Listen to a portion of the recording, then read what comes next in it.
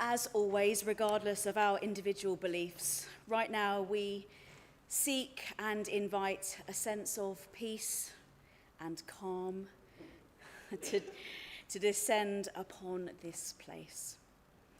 As we enter into this next meeting, we endeavour to put aside the awkwardness and difficulties and focus on our common goal to serve the people in our care.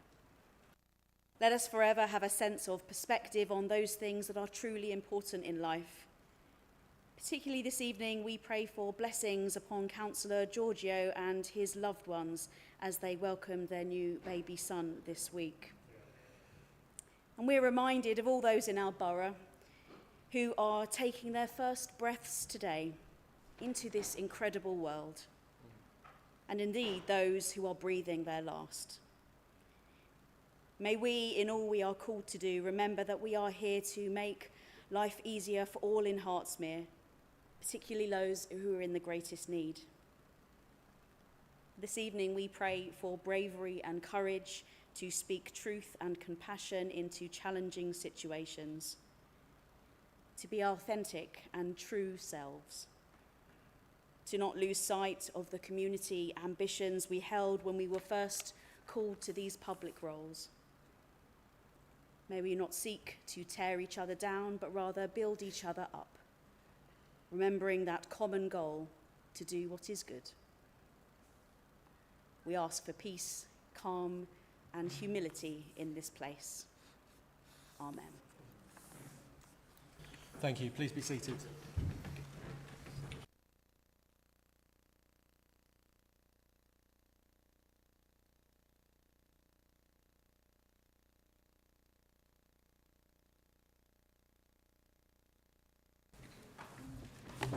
Good evening, and can I welcome everyone once again to the meeting of Hertsmere Borough Council, including those in the public gallery and watching online.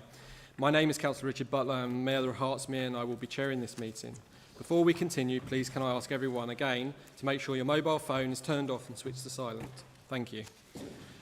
Fire evacuation procedure. On hearing the fire alarm, please leave the building immediately using the nearest available exits. There are exits at the rear and side of the chamber. Do not under any circumstances use the lift.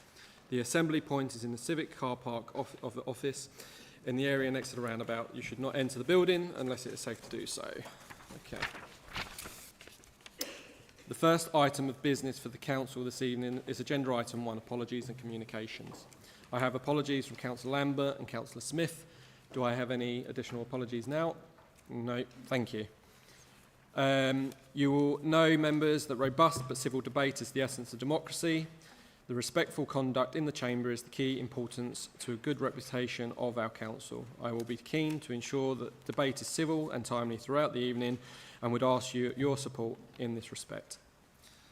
As before, we will be using the electronic voting system. Remember to press the button and wait for the second to see if your vote has been registered. And councillors, please remember to switch off your microphone when you're finished speaking. Thank you.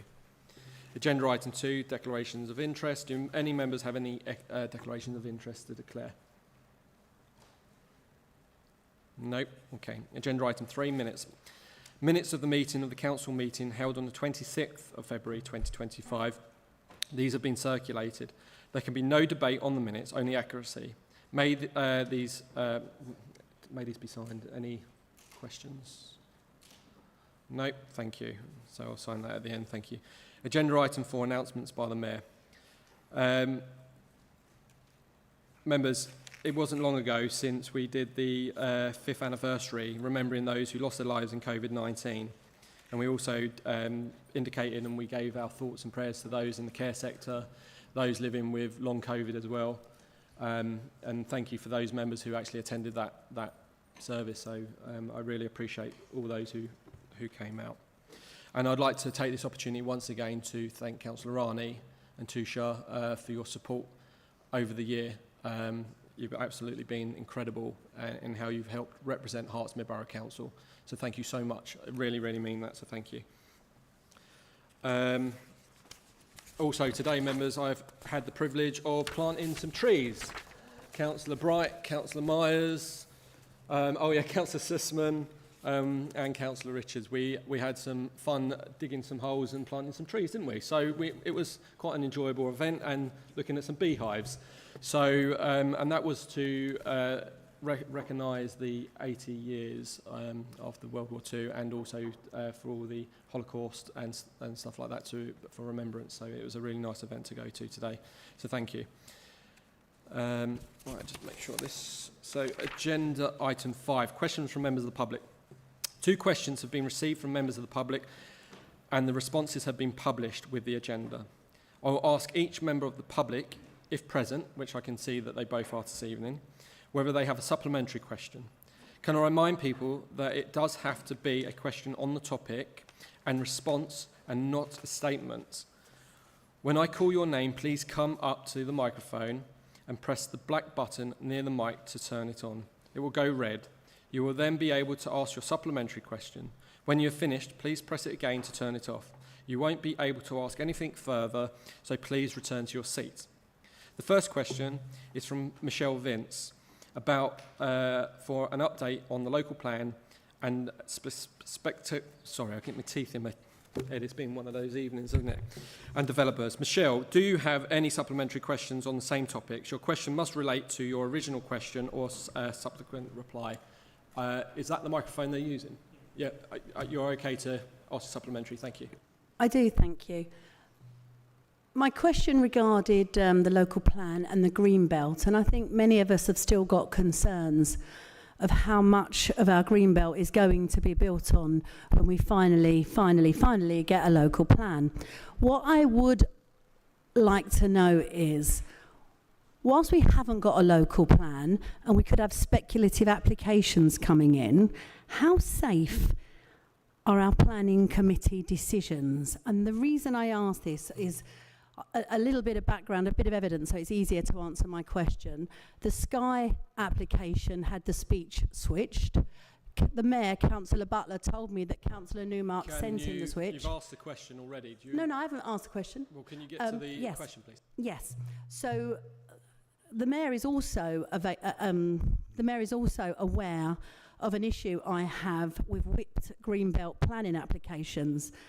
And I've been asked several times, and lots of emails from the Labour Party. I'm waiting for the question, otherwise well, I'm going to have to... the question is, but if I need to finish my sentence, and then I can ask the question. I need the question. I did state it in the order of business. So I have a lengthy recording of Councillor Adecha Kaza telling me that the planning applications on Greenbelt are whipped. Can you tell me that applications are safe? Since Councillor Newmark... So that's the question. I'm nearly there, Richard. I'm nearly there. The question, Michelle, you've asked a question Since Councillor Newmark has openly... Right. Thank you. Councillor Oakley, over to you, please. I'm a naughty girl, eh, Richard? Thank you, Mr. Mayor. To be quite honest, I really didn't get the question from that, so would you like to succinctly ask the question again so that I may respond to you? Sorry, you can't do that. A question has been put. You need to be listening, Councillor Oakley. No, the question's been put. Councillor Oakley, there has been a question there. She didn't hear Richard, so if I get to ask her again, or she'd have to say to her she didn't understand. Don't ask it again. No. The question's been put. I heard the question. It's, now it's... Yeah. So that was her response. That's fine. Okay, so the next question is from Joan Bright. Look, members, I'm sorry. Members, excuse me, Michelle. The question's been put. She's answered the question. I'm sorry, that was the answer. I'm taking advice. I'm moving on. So, members, the next question is from Joan Bright. You can always email the portfolio holder. The question is from Joan Bright. About parking on the pavement. Joan, do you have a supplementary question on the same topic? Your question must relate to the original one. Thank you. Yes, I do. Yeah, thank you. I thank Councillor Myers for his answer, and I'd like to ask the following. I often have trouble walking up Stapleton Road in Boreham Wood to get to my mother's home. There is only pavement on one side of the road, and that is covered in cars with 4 wheels on the pavement. It forces me to walk into the road that drivers speed down. If it's hard for me, how must it be for mothers with pushchairs and wheelchairs? Will Councillor Myers please commit to starting discussions with the County Council and the police to see if there's a way to work with each other in a new project that would help support residents who are affected by this antisocial blocking of pavements by cars and vans? Thank you. Thank you for your question. Councillor Myers. Thank you very much for your question, Jonah. I'm supposed to go look this way, but I'll come this way. It's so wonderful to see young people involved in local politics, so thank you very much for being here this evening. And absolutely, I'm happy to commit to looking at Stapleton Road in conjunction with Hertfordshire County Council. These things are always under review, and it's definitely something that we'll look into. Thanks. Thank you, Councillor Myers. Members, we're moving on to agenda item 6, questions from members of the council. We had a total of 12 questions received in advance. As there are questions from across the council, they have been ordered as set out by the Constitution. As usual, members, the responses to your questions have been published with the agenda. As such, we will move straight to the supplementary question in each case, should there be any. Can I remind people that it does have to be a question on the topic and response and not a statement. If your supplementary question is on the entirety different matter, I will rule it out of order. 30 minutes are allowed for councillors' question, and not to reach within that time, they will then fall. The first question is from Councillor Clarkson on the impact of the employer's national insurance charge. Do you have a supplementary, please? Over to you. Thank you. Thank you, Mr. Mayor. Thank you, Councillor Shenton, for that detailed reply to my question. In light of the fact that so many small businesses in Hertsmere are worried about their future growth and ability to pay and retain their existing staff, can I ask you, does or should Hertsmere have a contingency fund to support our vital small businesses that are now under threat? Thank you, Councillor Clarkson. Councillor Shenton.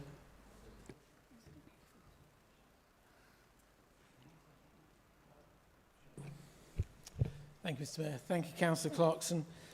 We do, Hertsmere Council does have projects with employers for things like recruitment fairs and to support local employers, but we are not in a position to subsidise employers who are struggling with the effects of rises in national insurance or indeed anything else that is happening at the moment. It's not our role, it's not even the County Council's role. So I'm afraid, whilst we do provide support for local businesses, we do run things like recruitment fairs, say, we will not be providing formal support, subsidies to companies. No. Thank you, Councillor Shenton. The second question is from Councillor Acarza, congratulating Elstree Screen Arts Academy. Do you have a supplementary, please? Thank you, Ms. Mayor. Thank you, Councillor Newmark, for your reply. Could you explain in detail how the partnership that we have with the Academy works and the benefits that we provide for each other? Thank you, Councillor Carza. Over to you, Councillor Newmark, please. Thank you, Councillor Carza, and thank you for this timely question, congratulating the Elstree Screen Arts Academy on their phenomenal achievement of an outstanding Ofsted in every category. You're right, there is much more to the partnership than could possibly be fitted in the answer on the written responses in front of you. Just to give you a few recent examples, the students at ESA formed a video production team who are currently working on producing the centenary video for Elstree Film Studios. I had the pleasure of spending part of an afternoon with them a couple of weeks ago. They've spent time with our MP, Oliver Dowden, and others, and they really are throwing their heart and soul into this project, and I'm really excited to seeing what the outcome is. We recently, under my chairpersonship of the Studios Board, set up ESA Wednesdays at the studios, where every single Wednesday we have 1 or 2 ESA students who come along. They spend the bulk of the day working on productions in the management offices as runners, really getting a taste of all parts of the industry, and they have a tour of the site and get to go around some of the sets at the end of the day. We also have instituted a full-time 1-year internship, apprenticeship, paid type position for an ESA student that's filled by one of them every year, and it's become quite a competition to see who gets that. And finally, we are in talks with ESA with a view to ensuring that the council takes up the representation on their Board of Governors, which was actually written into their original constitution, that the council through EFS should be represented, but for historic reasons that predate me, was never taken up. And just whilst we're on a question about local schools and education, I'd like to also take this opportunity to congratulate another local school, Yavna College, on the news that was reported earlier today that they've received an award and been named as one of the UK's top non-selective schools. I think that's another phenomenal set of achievements by another Hertsmere school. Our schools really are the pride of the borough, and I'm thrilled by all that they have achieved. Thank you, Councillor Newmark. The third question is from Councillor Clarkson about the impact of bus fares increasing for the elderly. Do you have a supplementary question on the topic, please? Over to you. Thank you. Thank you, Mr. Mayor. I thank Councillor Shenton for his response to this question as well. But it must just be made clear that the Labour government's new fare cap is actually seeing an over 30% increase in local bus fares. That is fact. I saw one only today. Someone who came in today showed me the bus ticket and it went from £2 to £3. So can I ask the Cabinet Member for Finance, what measures does the Labour Lib Dem coalition have put in locally to support residents who now simply cannot afford to ride on our local buses? Thank you, Councillor Clarkson. Over to you, Councillor Shenton, please. Thank you, Councillor Clarkson. As you are aware, transport, and hence bus fares, are the responsibility of the County Council, currently run by the Conservative Party. Hertsmere doesn't run buses. We had a special support for instigating the 83B bus route, but it is not our role to provide transport. That's Transport Authority. In your question, you mentioned how much it affects elderly people. But I should remind you that if you are over 66, you can get a bus pass, and so all transport is free, and free plus 20% is still free. Thank you. Thank you, Councillor Shenton. The fourth question is from Councillor Allen for an update on the garden waste subscription. Do you have a supplementary, please? Thank you. New silver bins. New systems always take a while to bed in and people to get their heads around them, and lots of chat and questions on Facebook groups and the likes of it. Now, not everyone is as interested in recycling food as I am, so for the benefit of others, could the portfolio holder explain what should go in the green bin, what should go in the silver bin, and why the difference is important? Thank you, Councillor Allen. Councillor Richards, please. Thank you. Thank you, Mr. Mayor, and thank you, Councillor Allen. So firstly, before I answer your supplementary question, an update on your original question, because we've seen quite a large uptick this week in terms of garden waste subscriptions, and we are now at 12,600. Then on to your supplementary. The importance really, so at the moment, up until April the 7th, what goes in the green bin is a combination of food and garden waste. It goes purely towards composting. Useful, yeah, but not as useful as separating the food waste out. We have to do that weekly. Anyway, the central government, instigated by the Conservatives, followed up by Labour, have said all local authorities have to do a weekly food waste collection from April 2026.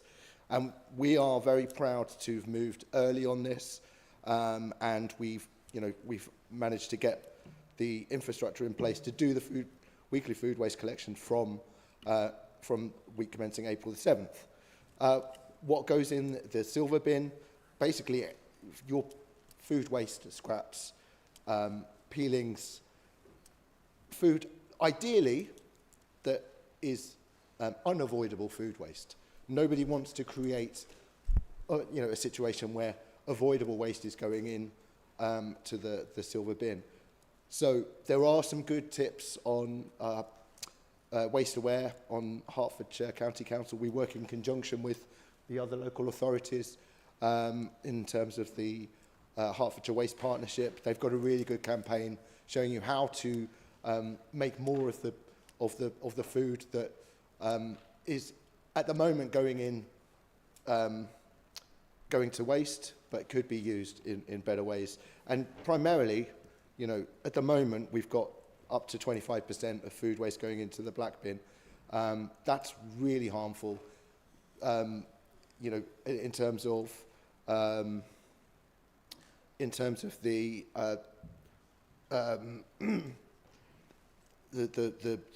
what that generates is methane, which is 25% more potent than carbon dioxide. So we're doing this ahead of schedule. I'm very happy to have helped do that. Thank you, Councillor Richards. The fifth question is from Councillor Rani with regards to consultation on local government reorganisation. Do you have a supplementary, please?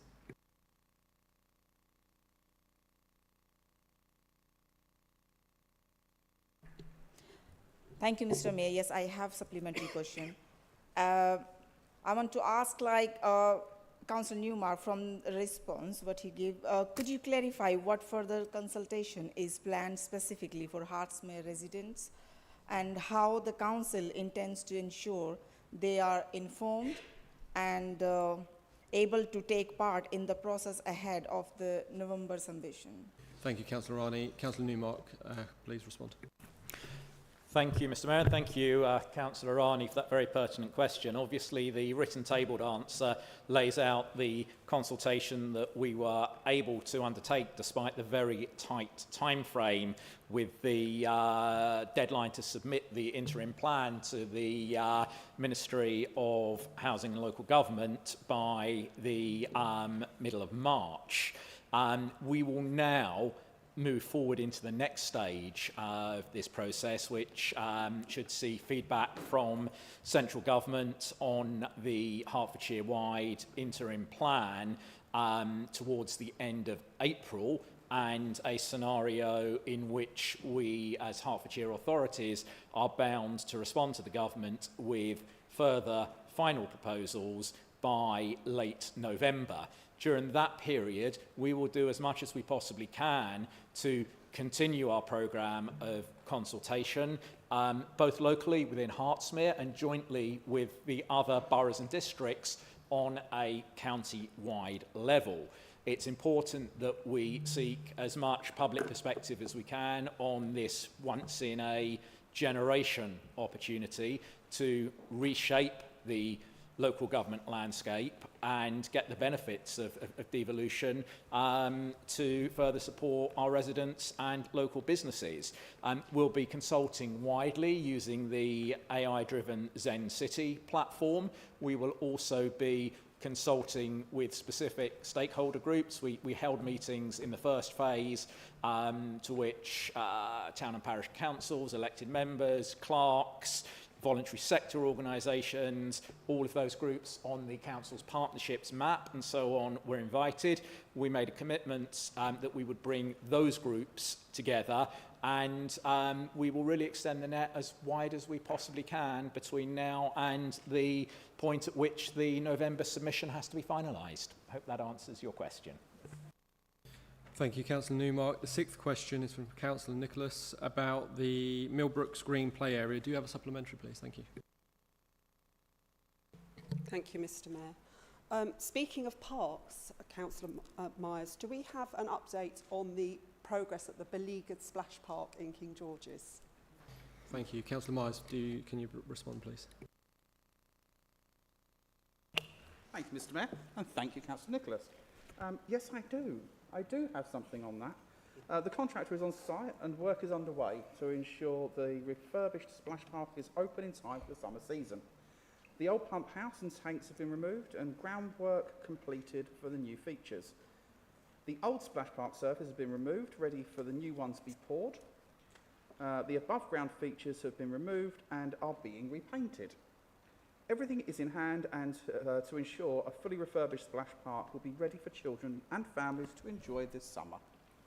Thank you, Mr. Mayor. Thank you, Councillor Myers. The seventh question is from Councillor Rani on Aberford Park upgrades. Do you have a supplementary, please? Yes, I do have. Thank you, Mr. Mayor. My supplementary question is, could you provide more details on what kind of improvements are being considered for Abbeyford Park, and how local residents will be able to give their input during the consultation process. Thank you. Councillor Myers. Thank you, Mr Mayor, and thank you, Councillor Rani. Okay, so we've carried out substantive works in the park already throughout the winter, with particular focus on the brook, cutting back the reeds and removing litter and fly tipping. We'll be adding electric vehicle charging points to the car park, and we will carry out major consultation on improvements in the summer. Key features such as the cafe, bowls green and the like will be retained. We want to get views on ideas to upgrade the skate park, enhance the management of the brook and improve the play and general amenity in the park. And as Councillor Newmark, the leader of the council, had said earlier on, it will be another Zen City jobby. So hope that answers your question. Thank you. Thank you, Councillor Myers. The 8th question from Councillor Rani about parish councils for Potters Bar and Bushy. Do you have a supplementary, please? Yes, I do have. Thank you, Mr. Mayor. Thank you for the update, Councillor Meyer. It's interesting you have taken the lead in Potters Bar. Can I ask, how can others get involved? Thank you. Over to you, Councillor Myers, please. Thank you, Councillor Rani, and thank you, Mr Mayor. Okay, so to be involved in anything in Potters Bar, then as it says, I have taken the lead on this. There is an online petition at the moment that would call for a community governance review in Potters Bar, the 4 wards over there. If any members want to be involved, I have reached out to some opposition members already, then please do get in touch, and I'm more than happy to work with anybody to get this happening. Thank you. Thank you, Councillor Myers. The next question, I'm quite keen to hear this one myself. The stairwell, from Councillor Green, the stairwell and lifts at the Point Cinema. Do you have a supplementary, please? I do. Thank you very much, Mr Mayor. I wonder if Councillor Newmark could give me an idea of the timeline for the activities that are so desperately needed to happen. Thank you. Thank you. Councillor Newmark, please respond. Thank you, Councillor Green. I think you speak for any resident that's had to use that stairwell lift area around the point in Boreham Wood. As I've said in the tabled written answer, perhaps to be a bit clearer this evening, that whole site is subject to, we inherited quite a bizarre set of contractual arrangements, and what's really clear and has been clear to me for some time is that we need to get tough with the tenants who have the master lease on that site to ensure that it is no longer the sort of blight at the middle of the high street that it is, and that's become even more of a priority since the fantastic joint work undertaken together with Elstree and Boreham Wood Town Council to refurbish and save the real cinema on that site. So, having consulted with officers in the asset management team, I can confirm they have been progressing the action plan that I asked for and set out in my response, and that we expect, and absolutely explicit, that we expect the works, repairing and revitalisation to begin within a matter of weeks. If that doesn't happen, we will take the legal steps necessary to enforce the repairing covenants in the lease. We believe that there is a set of works that need to be undertaken on that site to bring it into compliance with the lease that amount to a very significant sum, and we are not going to allow the head tenants of that site who hold the master lease to wiggle their way out of meeting those obligations on such an important and significant site. I hope that's clear. Thank you, Councillor Newmark. The 10th question is from Councillor Giorgio on potential reorganisation ties with London. Do you have a supplementary? Thank you, Mr Mayor. I don't have a further question. Right, okay. The next question, again, is from Councillor Giorgio about centenary celebrations for Elstree Film Studios. Do you have a supplementary? Thank you, Mr Mayor. Again, I don't have a further question for reasons as you can imagine. All right, thank you.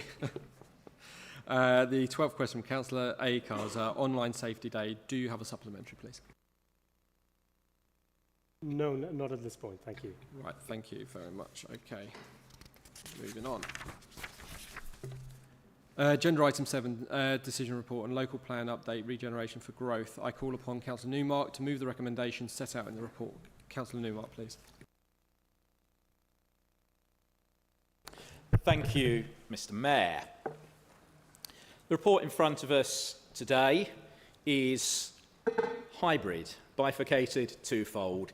It's our regeneration plan and it's the update on the local plan, because this administration has vision for our two major towns and it has vision for the protection of the character of other parts of the borough, and we want to achieve that with an ambitious programme of regeneration over a period of time around Hertsmere as a whole. And at the same time, we want to leverage that regeneration to ensure that we are able to end the apocalyptic narrative of growth versus greenbelt, and to ensure that we're able to deliver the homes that people need.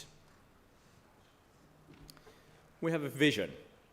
It's a vision of a thriving, creative sector, an immersive experience celebrating our film and TV heritage on our high street, an IMAX cinema in the borough, not along the lines of the drivel and misinformation that you might read on Facebook, but on an entirely different site. And I'm proud of the work that we have done that have taken those conversations to the point at which there is a very serious chance of getting that investment into our town, making it a destination and making it a reality. This administration is all about exciting placemaking to take advantages of the two high streets in Potters Bar and to deliver for local people. This administration is about leveraging the kind of central government investment in our area that a properly constructed regeneration plan can deliver. We've already seen a growth in central government investment in this area, be it with the recent grant of over £220,000 towards our local plan development, be it with the increased homelessness funding or the EPR. But as the papers set out in this report very clearly show, we have much bigger plans. We want this regeneration to start in the town centres of Boreham Wood and Potters Bar, but we also want it to have a halo effect.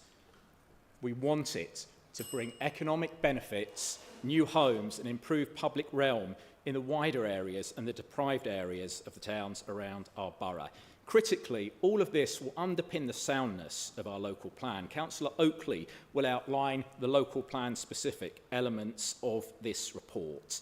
And that's why this report in front of us today moves us closer to a local plan, closer to ending speculative applications, closer to the economic outline on regeneration that we require. Thank you. Councillor Nick Oakley, I call upon you to second, please. Thank you, Mr. Mayor.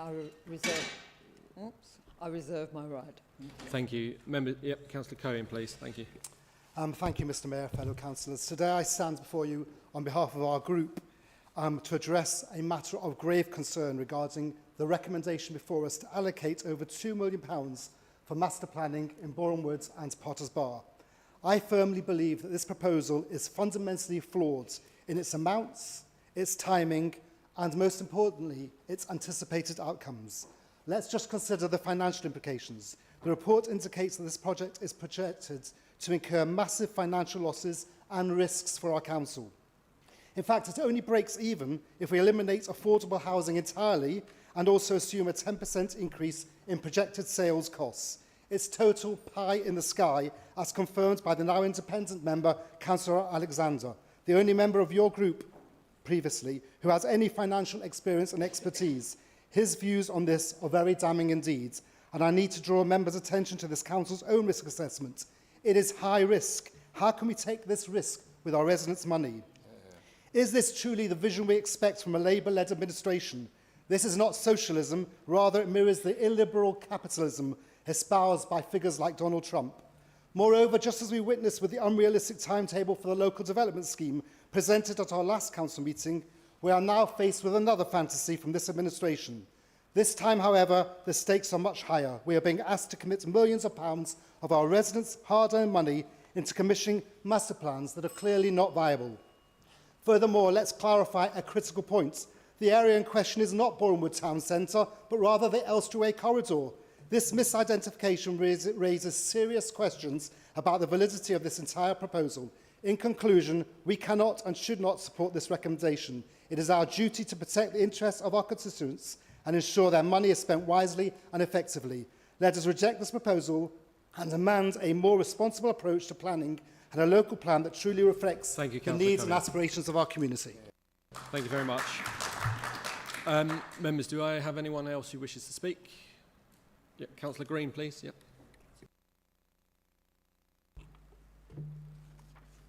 Thank you very much, Mr. Mayor.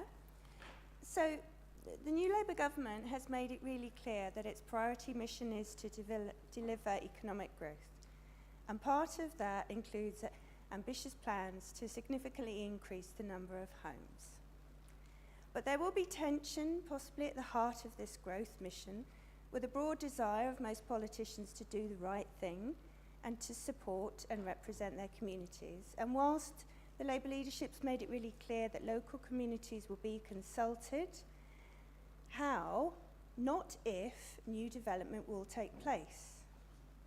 Brownfield urban regeneration is the single most significant and efficient opportunity to support many of the outcomes the UK needs to see. We need to focus on this area of development because our experience will tell us that making the most of brownfield land and our city centres can be delivered efficiently with the support of our local communities, as long as time and effort are put into a genuine two-way engagement.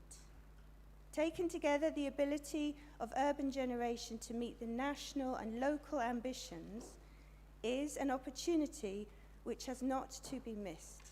And this government cannot afford to miss it. And I want to be really clear that it is not going to be if development happens, it's going to be when. I'm really excited Potters Bar's on the radar for this regeneration. I look forward to being part of it. Whatever happens to this council in the future, one thing's sure, we will all want somewhere for our children and our grandchildren to live and work and thrive. And this is what we're here to serve. Thank you. Thank you, Councillor Green. Councillor Asak Dev, would you like to speak, please? Thank you, Mr. Mayor. I am really concerned about this report yet again. There is simply no detail in this report about Potters Bar, and yet Potters Bar keeps being mentioned by the administration in this report. Now, as I believe the longest current serving Potters Bar councillor for 11 years, you would have expected me to have been consulted and involved in this in some way, shape or form. I haven't had a single bit of involvement in this or question for this at all. And that just goes to show how ill thought and unprepared these plans really are, Mr. Mayor.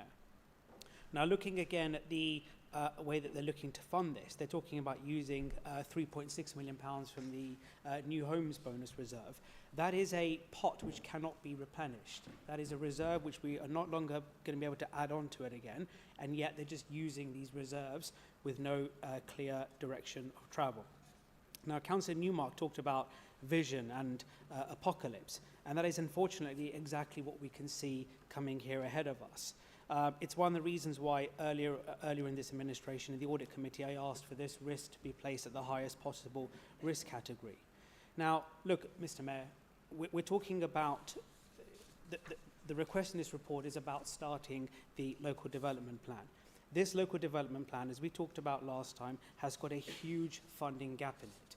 When you are developing a property, you simply take a piece of land, you look at your costs for it, and the value at the end has to be above that. It is very, very simple and basic. Yet here, Mr. Mayor, we have an £80 million gap. Already at the beginning, before even starting, before any development problems, there's an £80 million gap. How can we possibly start this local plan in this method? The Bank of England today talked about the UK's finances being vulnerable at a national level. Locally, a member of the Bank of England who works here has resigned from the council. What more evidence do you want about the financial mismanagement of this council? Thank you very much. Thank you. Councillor Richards, you've indicated to speak. Thank you. Thank you, Mr. Mayor. As cabinet members and elected members, we all of course have a duty of care to council taxpayers. And independent of local government reform and devolution, there has to be a local plan. Doing nothing is not an option. Transparently, our group did raise concerns on the possible expenditure, but the gateway approach, as outlined at the top of page 11, gives us more confidence. Things will change. There'll be further announcements. You know, we have to have the flexibility and adaptability to say, yeah, in 12 months we can judge things again. What are the alternatives? None have been forthcoming from the opposition. They, as an administration, sat on a plan for 18 months or up to 2 years. But I wanted to really spend the last bit of my speech talking about, I was at Bushy Forum. They had a really large attendance. They had somewhere between 300 people there. They got a lot of them under false pretenses for me to talk about garden waste and food waste, but fundamentally they were there to espouse their views on local development in Bushy.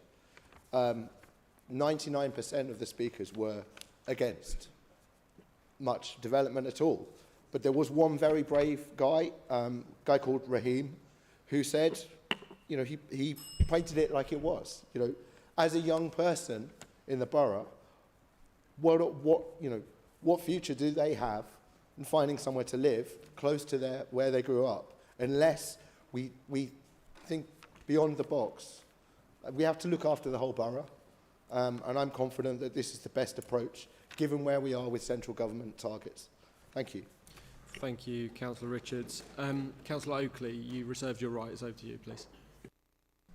Thank you, Mr. Mayor. With your permission, I'll remain seated. We need to go back a couple of years and look at the set-aside draft local plan with its 17,000 objections.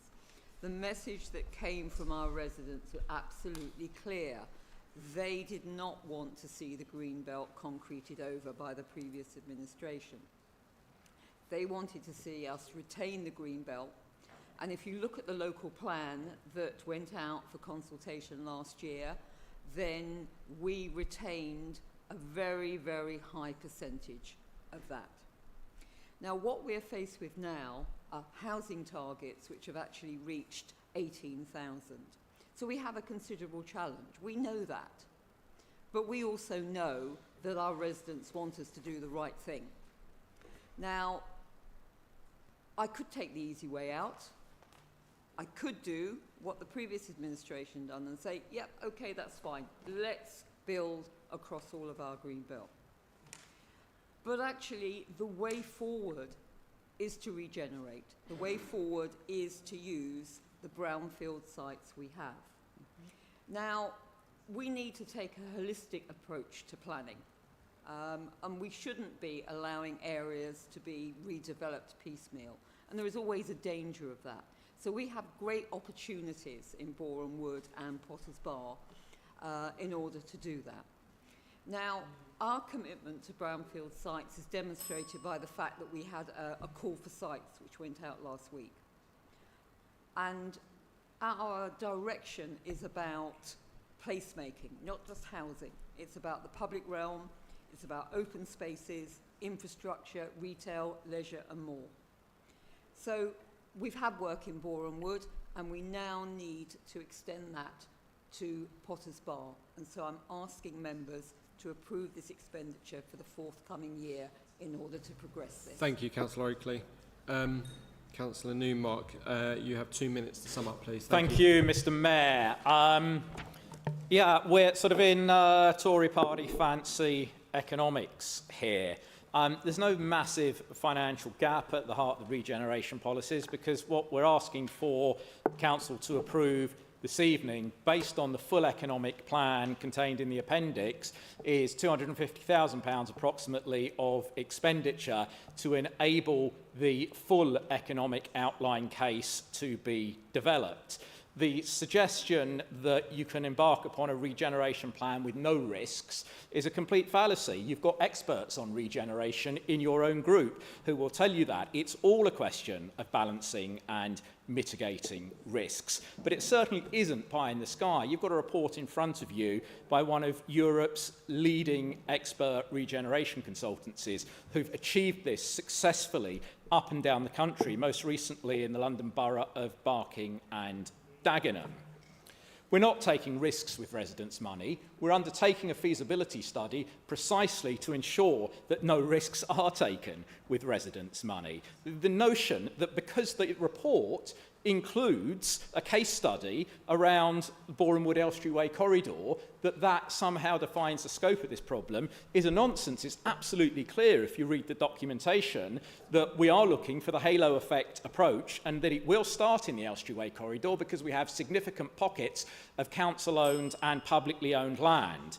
This is about using the New Homes Bonus Reserve to fund local plan infrastructure, a reserve that's designed for that, a reserve that you got up in a budget speech you made as the finance portfolio holder and specifically reminded us that's why that reserve was there. You put it in your own budget. The group opposite oppose regeneration because they oppose growth. We're looking just on that Elstree Way area alone, £180 million of planned uplift. Thank you, Councillor Newmark. That will do to reduce local council tax. Moving on now, please. Thank you. Can I just ask, when I ask them to sum up, can you please just sit down and sum up? Finish. Done. Let's move on. Right, okay. Members, we are now ready to vote on this item. And, Alan, is it open? Yep, that will be open. Thank you.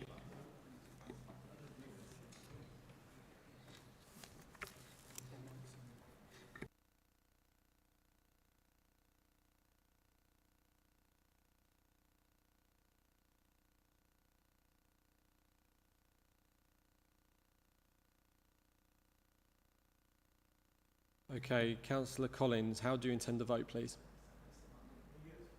Yes, it's worked. Thank you. That's it. Okay, that's been passed. We're going to move on to agenda item 8, decision report, adoption of pavement licensing policy. I call upon Councillor Kaza to move the recommendation set out in the report, please. Thank you. Thank you, Mr. Mayor. During the COVID pandemic, the power to regulate businesses that place tables and chairs on the highway for their customers to consume food and drink was transferred from the County Council to the Borough Council. These arrangements have now been made permanent. A policy setting out how these arrangements will be administered and enforced was considered by the licensing committee at its December meeting, and that has been detailed in the report attached tonight. The committee unanimously recommended the adoption by the council, and that's why we are here tonight discussing this policy. So on behalf of the committee, I move that the attached policy is adopted in full. Thank you. Thank you, Councillor Kaza. Councillor Matthews, I believe you're seconding this. Thank you. Thank you, Mr. Mayor. I rise to second this motion. This is a non-contentious report which received cross-party support at Licensing Committee in December 24. I'm not expecting the opposition to ask for a secret ballot. The report sets out some sensible requirements to ensure no obstruction to the free movement of pedestrians, users of wheelchairs, mobility scooters, and those with prams or buggies, and requires traders to take out public liability insurance. In cases of non-compliance with conditions, the licence can be immediately revoked, but it makes sense to grant the initial licence for a trial period of between 6 and 12 months before a longer licence is considered. I put this before you. Thank you. Thank you, Councillor Matthews. Members, this is open for debate. I've got Councillor Selby. You've indicated to speak, please. Thank you, Mr. Mayor. I'm in favour of the policy which allows Hertsmere Borough Council to administer and enforce pavement licences, allowing businesses permission to place tables, chairs and other furniture on public highways to facilitate food and drink consumption. This policy is something positive that came out of COVID and has seen the revitalisation of our high streets. Pop down to Radlett High Street on a sunny morning and you'll see outside Brass Monkey a lovely outdoor area for residents to consume drink and food. As well as Brass Monkey, the Radlett Cafe, Ampshire and other eateries have taken advantage of this policy. It's definitely brought life to the high street. This policy recognises the economic benefits of pavement licences while prioritising pedestrian accessibility and safety. It is important to ensure that this licence, the 1.5 to 2 metre clearance rule, aligns with national mobility guidance, ensuring space for wheelchairs, buggies and pedestrians on our high street. My two issues with the policy are: one, the requirement of 50% smoke-free seating. but I question how these establishments are going to enforce this part of the policy. Will there be signs saying you can only smoke at these specific tables? And secondly, although the policy defines the times the outside areas can be operational, there is no detail on noise management. And we as a licensing body must be aware of the impact of this on residents who live on high streets, and perhaps this policy will need to be amended in future to take this into account. However, I'd like to thank the officers for their work on this policy, and I encourage all members to vote in favour of it. Thank you. Thank you, Councillor Selby. Members, anyone else wishing to... Yep, Councillor Collins, please. Thanks, Mr. Mayor. Over the years, since Labour took over the council, we have seen a substantial demand for licensing of street furniture. Among others, due to the friendly atmosphere and cut down of red tape and bureaucracy in Hertfordshire County Council. I have no doubt these developments came about via hard work and dedication by the licensing committee and council officials who review and renew various permits. Colleagues, don't you think we should seize the opportunity to commend the licensing committee and officials of the council for their positive engagements with the public, which have brought about this positive shift in satisfactory growth and a win-win situation? I believe that we should go about with it. Thank you, Councillor Collins. Anyone else wishing to speak? In that case, Councillor Carzo, would you like to sum up, please? Thank you, Mr. Mayor. Well, not to ruin the kind of positive atmosphere that's going around regarding this item, just to address Councillor Selby. Yes, regarding the 50% smoke-free seating, we can look at it at a later date, and obviously that's something officers will bear that into consideration. But that being said, I'd like to thank each and every officer of the licensing team of their hard work behind the scenes to get this policy forward. Thank you. Thank you, Councillor Carzo. Members, this item will be ready to vote in a second, please. And the item is open for voting. Thank you.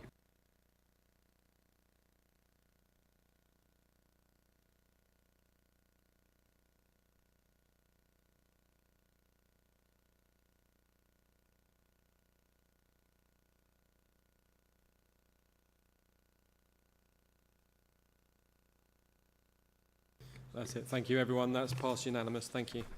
We'll move on to agenda item 9, decision report, adoption of Gambling Act 2005. I call upon Councillor Acarza to move the recommendation set out in the report, please. Thank you. Thank you, Mr. Mayor. The purpose of the Gambling Act 2005 is that the council, as the licensing authority for activities in the area, it's a statutory requirement that we have a policy that we review every 3 years for a statutory consultation that's undertaken. The Gambling Act requires that the policy be adopted in full by the council in full. The policy and the consultation results were considered by the licensing committee again in December, who unanimously recommended that that is adopted by full council. And again, as before, on behalf of the committee, I move that the policy is adopted tonight. Thank you. Thank you, Councillor Carza. Councillor Matthews, I'm calling you to second this, please. Thank you. I rise to second the motion and reserve my right to speak. Okay, thank you. Members, this item is now open for debate. Yep, Councillor Sussman, please. Thank you, Mr. Mayor. Hertfordshire's adoption of the Gambling Act 2005 Statement of Principles is a crucial step in ensuring that local gambling activities are conducted responsibly, transparently and in alignment with the community's well-being. This policy framework provides clear guidelines for regulating gambling establishments within the borough, emphasising the importance of maintaining public trust and safeguarding vulnerable individuals. The Statement of Principles is grounded in 3 primary objectives: preventing gambling from being a source of crime or disorder, ensuring that gambling is conducted in a fair and open way, and protecting children and other vulnerable persons from being harmed or exploited by gambling. By adhering to these objectives, the Council demonstrates its commitment to creating a safe and fair environment for all residents. A key aspect of the policy is its emphasis on local accountability. The Council, as the licensing authority, is responsible for regulating premises that offer gambling services, ensuring that operators comply with both national standards set by the Gambling Commission and local considerations unique to Hertsmere. Moreover, the policy underscores the importance of public consultation and transparency. Before adopting the Statement of Principles, the Council engages with various stakeholders, including residents, businesses and law enforcement agencies. This collaborative approach ensures that the policy reflects the values and needs of Hertsmere's communities. The adoption of this policy also facilitates a balanced approach to economic development while recognising the legitimate business interests of gambling operators. The Council places paramount importance on public safety and social responsibility. In conclusion, the adoption of this Act by Hertsmere is a proactive measure that promotes responsible gambling and protects individuals. It reflects the Council's dedication in upholding the integrity and well-being of the community in the face of evolving gambling landscapes. Perfect timing. Thank you, Councillor Sussman. Councillor Rosehill, please.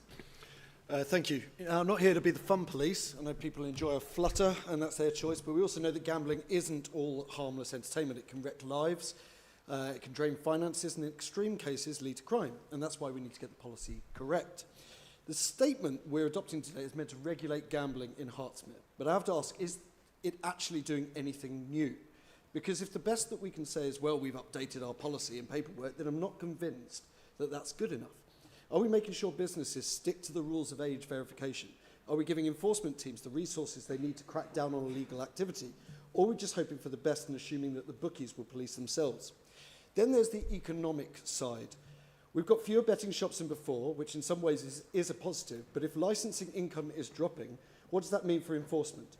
And what's the Council's long-term vision here? Because I'm assuming we're not trying to turn Radlett into Las Vegas of the home counties. But finally, let's talk about the consultation. Did we properly engage with the public, local charities, and the people who deal with the consequences of problem gambling? Or was this just another box-ticking exercise?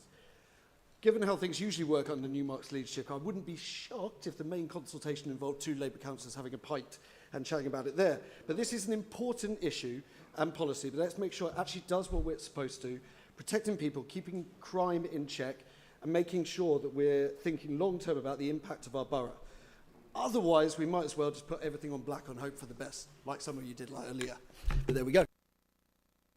Thank you, Councillor Rosehill. Councillor Green, please. Thank you.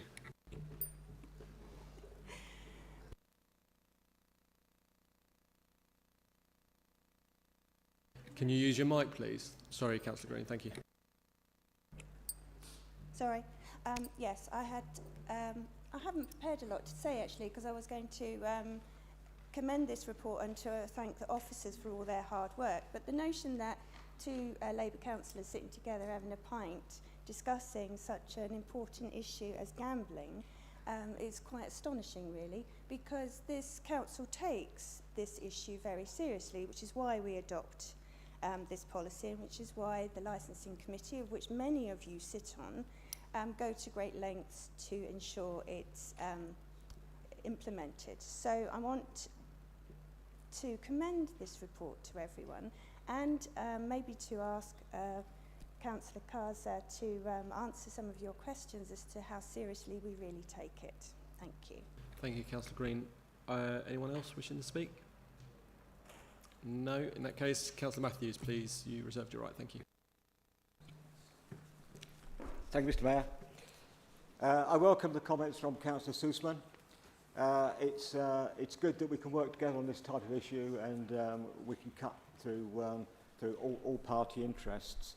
I have to admit I'm a little surprised at Councillor Rosehill that his input wasn't previously known, but I'm certain that we've taken account of the issues of the impact of gambling on the most vulnerable.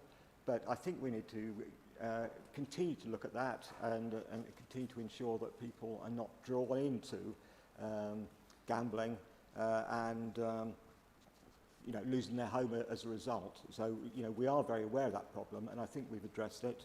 But please, if Councillor Rosehill would like to be a member of licensing, we would welcome his contribution at some point in the future. Thank you. Thank you, Councillor Matthews. Councillor Carter, you have 2 minutes to sum up, please. Thank you, Mr. Mayor. Thank you, Mr. Mayor. Well, making the notes, I think the one thing is to address Councillor Rosell. Well, in terms of having a pint and discussing policies, I don't think that's how licensing officers work, and certainly there's no members who interfere with that process. And just remind Councillor Rosell that licensing committee is made up of 15 members, which is the biggest committee in this council. So the fact that we have any interference from any member is, wow, quite outrageous. But, however, just to answer some of the other things that you did mention in terms of combating some of the illegal activities and so on. The policy, yes, it's reviewed every 3 years, and as laws and the trends and so on change, I'm sure the officers have done their homework, and I commend the officers' work for it.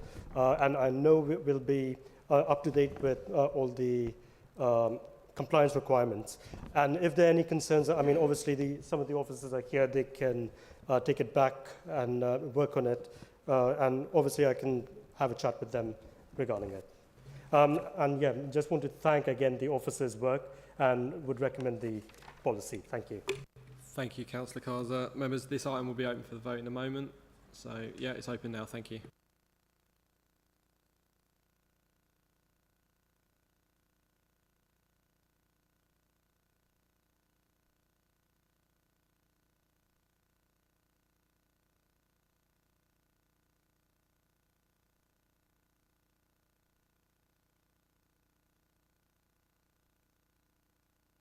Thank you. Members, that's passed unanimously. So we'll move on to agenda item 10, special urgency decision on a quarterly report.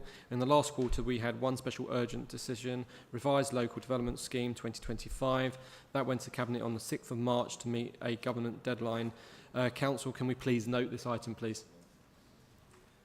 Council, are you listening? Hello? Can we note item 10, please? Noted. Thank you. Thank you. We'll try again on the next one. Agenda item 11, urgent decision, except for call-in. Members, there was one urgent decision which was the same, revised local development scheme 2025. That went to Cabinet on the 6th of March to meet the government deadline. Council, can we please note this? Thank you. Better. Okay, now we'll move on to agenda item 12, report of the Leader of the Council. Nearly, I'll give you that one. The process for deadline, well, we've all done this before, so Councillor Newmark, over to you, please. Thank you. Thank you, Mr. Mayor. I had to pop out for a moment. Everyone was suddenly talking about pints, but it does strike me that if I can keep my remarks briefer than usual, there may be an opportunity for all our group to have the pint we were talking about earlier. And of course, Councillor Rosehill and everybody opposite is also invited to join.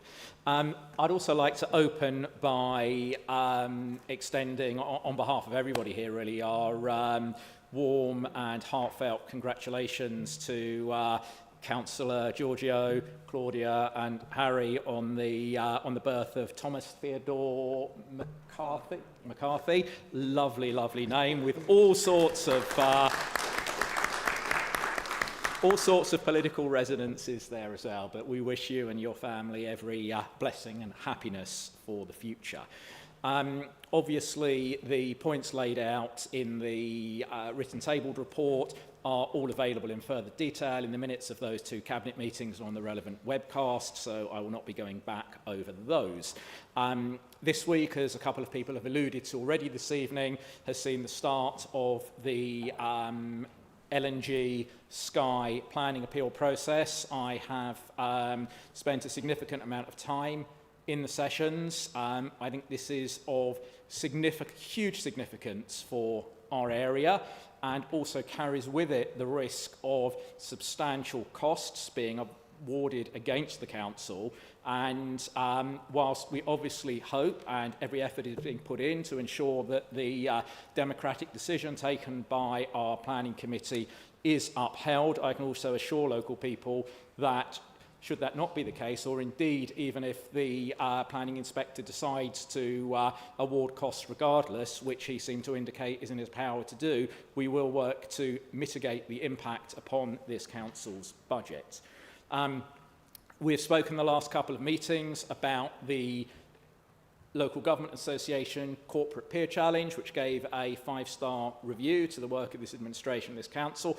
I'm pleased to report that quietly and methodically, behind the scenes, officers have been working hard with Cabinet members to ensure that we're in a position to show the peer team when they return that significant progress has been made in every recommendation on the action plan. And I just wanted to highlight this evening that one particular, perhaps hot potato that has been bouncing around for a few years that the corporate peer reviewers really recommended we bring to a close was the council's renewed hybrid working policy. And I'd like to thank everybody on the personnel committee who met in extraordinary session to finally sort of sign that off. And I am convinced that that improvement will make this authority a much more attractive place to work and help with recruitment and staff retention. As has already been mentioned this evening, I gave evidence to the House of Commons Select Committee on local government funding, which also ended up straying inevitably into the area of local government reorganisation. I was actually able to cite and showcase some of the particular pressures on our own budget here at Hertsmere and hopefully gain the authority some airspace in a significant and influential arena. As I mentioned earlier, and please listen carefully, Councillor Bright, because when you came to discussion on local government reform in our previous extraordinary meeting, you said that we don't get the chance to discuss it here, so I'm mentioning it in my report so that you do have the chance to discuss it and bring it back, even though we have discussed it at length in every one of my reports for about the last 5 months. The Hertfordshire-wide submission went in a week or so ago, and we're expecting to have a response and some initial views from the MHCLG, the Ministry for Local Government, Housing and Local Government. Isn't it great, by the way, that the Labour government has actually put local government back into the name of that ministry after it was removed previously by Michael Gove? I think that is a symbol of the importance of the relationship with local government that our new government, not so new anymore, has brought back into sharp focus. But we'll get their initial response by late April, and we will be in a position to embark upon the range of consultation that I mentioned earlier and continue the debate together with our partners in the other boroughs and districts and at Hertfordshire County Council, and obviously the Police and Crime Commissioner, who people often forget is an essential part of this conversation as well. And finally, in light of the recent online safety day, I just wanted to take this opportunity because I know it's an issue that has been particularly prominent in the public arena in recent months and indeed in recent weeks. So I'd like to take this opportunity to recognise the very worthwhile and significant range of projects undertaken around online safety by the Hertsmere Community Safety Partnership. And I shall end my remarks there. Thank you, Councillor Newmark. Councillor Richards, do you wish to add anything as Deputy Leader, please? Thank you, Mr. Mayor. I'm going to keep this very brief. My voice, unfortunately, is going. So, firstly, our group echoes the congratulations to Councillor Georgiou and the addition to his family. Well done. On Sky and, in fact, planning applications more generally, I think to go back, this brings me the opportunity to respond as a group leader to indeed she's councillor at the moment, Vince. Votes on planning applications are not whipped. The way our group votes should be the perfect example of that. So we really wanted to point that out. On personnel committee, congratulations and well done to Councillor Chair Councillor Nicholas, and indeed other members of the committee. This is really key steps. I will leave it there. Thank you. Thank you, Councillor Richards. I now call upon Councillor Bright to respond on matters arising from the Leader's Report. Councillor Bright will get 10 minutes or the same time as Councillor Newmark, whichever is longer to raise any questions. Does that make sense? Yep, thank you. I thought I had a minute and a half. Mr. Mayor, what have we got written down here? Oh yes, a local government, and we'll come back to that in a minute. Who would have thought, Mr. Mayor, who would have thought, sound like Ken Dodd, who would have thought, Mr. Mayor, that a Labour government coming in and saying we're abolishing the boroughs and we're getting rid of the districts, and as a consequence of that action, we're going to save the leader of your council? Because actually that's what that final vote, who we knew who was going to vote the other way, decided. So you better not let us down. However, and I was glad to hear that you were at the cross-party, giving evidence this week. I'd be interested to know if you've got any assurances, and I hope they're better than the assurances you never got from the leader next door to us at Barnet, who's supposed to be a chum, you've been asking for 2 years to chuck a bit of money into the 84B bus service. And bearing in mind that's only a small amount, goodness knows what we're going to get out of the government for this. Can I also remind you that, look, 4 submissions went in, okay? 4 submissions. We heard of Hertsmere's stance. We heard it, as you know, because the leader went out and told everyone what it was before he told us. So we know what the stance was. His stance was 1, over my dead body, working on it, or 4, his preferred option. 1 is not going to happen. I know it's the preferred option of the county council, right? It is not going to happen. There's not going to be a 1.2 million, the size of whatever it is. It's not going to happen. We know that. The government wants it smaller than that. And if you allow for the fact there's going to be 10 to 15% increase in population over the next 10, 15 years, then that would put it up to, 1.3, 1.4 million. So we know that. We also know that for all the letters that have been going from Labour ministers to leaders of Labour groups and Labour groups and Labour councils saying, if you want small ones, you can ask for some small ones and we'll consider it. The truth is they're playing us all a line. Right? I don't believe for 1 minute they're going to listen to what they don't want to hear. And so whilst we've got to make a very good case, we've got to understand what that case is. Councillor Gray, you can't just make that face because you don't like what you're hearing. There may just be another view, and it may be based on facts. And I've done a little bit of research into this, and I've been speaking with people of all parties in recent days about their view on local government reorganisation. The reality is Hertfordshire will go either into 2 or to 3. And I'll remind you of that in November, December, when you said, Councillor Bright said that night, 26th of March. Do you remember when that night? Oof, that was a night, wasn't it? 2 or 3. And whilst it's appropriate that we put all the cases forward, it is important, as leader of this council, that you do your best to take the views of the council with you rather than take your views and bring them over here to us, which is what has happened historically. Now, weekly food. Well, that's part of, what can I bring that up under? Waston Street? No, under community skips and stuff. I was disappointed earlier on. I can't say I wasn't disappointed to hear from the Deputy Leader of the Council about weekly food waste. I think 12,600 out of 39,000 when the scheme is starting on April the 1st, which in itself is a bit worrying, which is next week. I'd like to know from the leader, quite honestly, in the absence of the Deputy Leader, what will happen genuinely after April the 1st to those bins, those green bins that are put out by residents who've not paid the 50 quid. Sorry, 50 pounds. I've strayed into the vernacular there. What will happen? Are they going to say, no, we're not taking them? In which case they'll smell like terrible stuff. Or are they going to take them and people say, well, hang on a minute, you're taking my bin. I've paid 50 quid. Why are you doing it? Because if you've got 39,000 bins at the moment and only 12,500 bins have paid up, and I must tell you, and I've got to let my gardener know this, I'm only paying for 1. 2 was too much. We're going to have to really condense it down a bit. Then what's generally going to happen? What's going to happen to that stuff? Is it going to go into the community skips? Is it people going to, what's going to happen? We know that the recycling rates, because I was sitting at the Cabinet the other week, in your absence, when you were at one of the conferences, that recycling rates have dropped by 5 percentage points. 5% rather, 2 percentage points, from 44 to 42%, and that's before this has been introduced. So it will be very interesting to see where this goes. It was a flagship policy of our Liberal Democrat chums over there, particularly of the deputy leader. So let's see where that goes.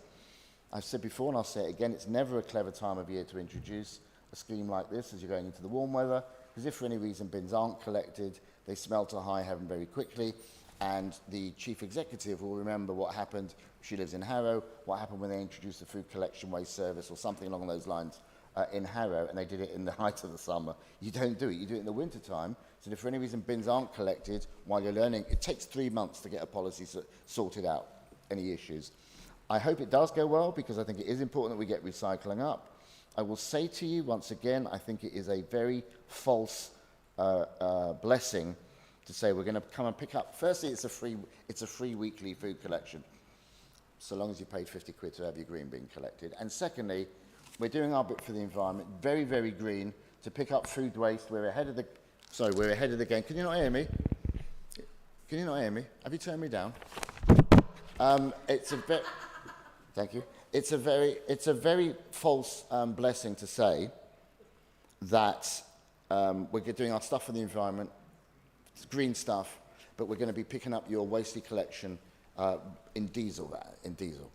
I mean, that is just absolutely shocking. And I heard what Councillor Richard said when he was sitting there in that position, acting up as leader that night. I would have supported him. I thought he did all right at the Cabinet. I heard what he said. And you can't keep saying, well, the other lot, you lot, all lot. You've been in control for 2 years. You should not have accepted or put in an order for diesel to pick up weekly collections. There's millions, it's 1.2 million collections, right? It's a lot of collections we have. So I think it's a false blessing. In relation to trees, I think who mentioned it earlier? The Mayor mentioned the trees. It was lovely to see you, Mr. Mayor. If I'd known how you were going to behave tonight, I might have put you in one of the holes instead of one of the trees. But it was good to see you there. And it was also good to see school children there. I planted a tree at a school, same school as Councillor Newmark went to, not at the same time, I always say that. Although the way he looks tonight, it looks like he was there 10 years before me. But I was actually there 10 years before him. And you remember that I planted one for the Jewish New Year of Trees. I won a little competition, and I planted a tree, I think it was 1978, 1979, and you always think that. And I think the school children that were there today, it was a great communal event. Each tree was remembering a different one of the Holocausts and genocides, and also remembering the fallen of World War II as we approach the 80th anniversary of VE Day. So it was a very touching event, and it was another example of the great work that we do with Arsenal and community work with them, which has now been going on for many, many years. And it was nice to see one of the chaps who was involved in the original planning discussions 25 years ago, who remembered me. Oh, I remember you, he said, which is a bit worrying. Did I look this old 25 years ago? But anyway, can I just also ask two questions? Firstly, in relation to Sky appeal process. Can I just ask the leader if, I kind of got a slight mixed message saying the appeal's going on and that you would do what you can to mitigate the cost if we lose the appeal, but I wasn't quite sure if you said whether or not you are in favour of the appeal being won by Sky. I know you were involved in discussions very early on, quite a few discussions, and I know how upset you are. I made reference to it early on the night that the application didn't get through, and sadly we lost Miles as Chairman of Planning a few months later.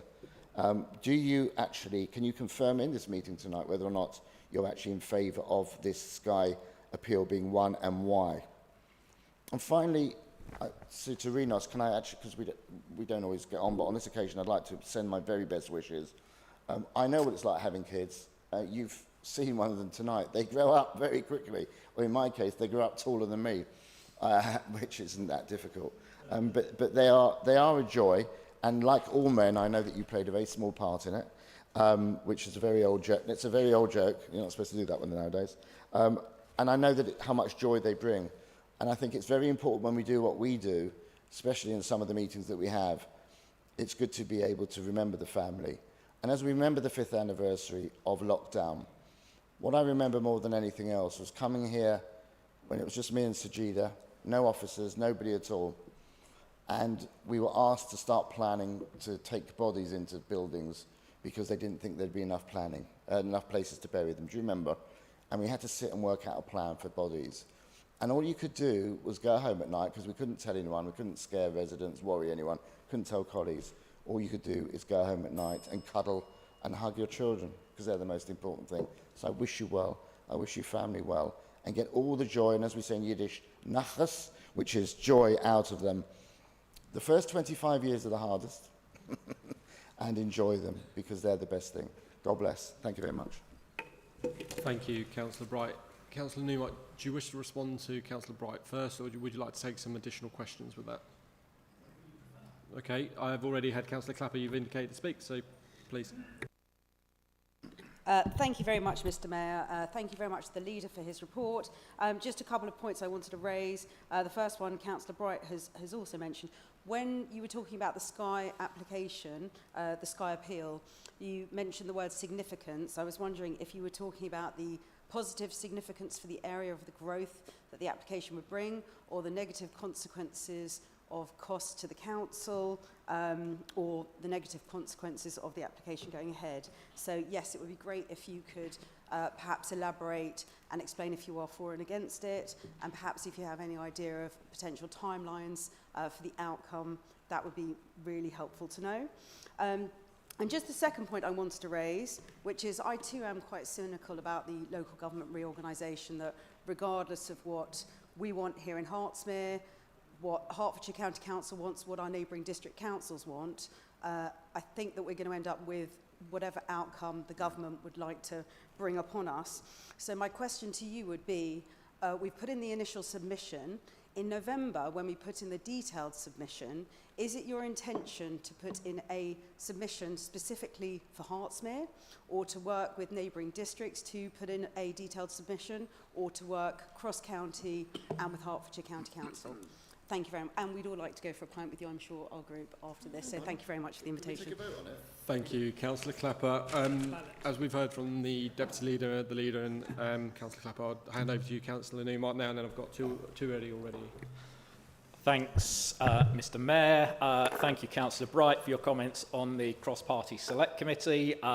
As an avid politico, he'll be aware it's not select committees that take decisions, but they do make recommendations. So no doubt we will both await their report with interest and see if they took any of my suggestions on board in their recommendations. As I think I said to him, I certainly said to somebody a few days ago, it was an interesting experience to be sat across the committee table from a former Hertfordshire Borough Council, District Council leader, Lewis Cocking, who of course was the leader of Broxbourne and is now the MP for that area. And I think that it's the first time that Lewis and I had a meeting of minds on any significant issues. So it was very much a piece of cross-party working. Look, I think he's right to say that there are different messages coming out when it comes to the issue of the criteria around the ideal size or acceptable size of new unitary authorities.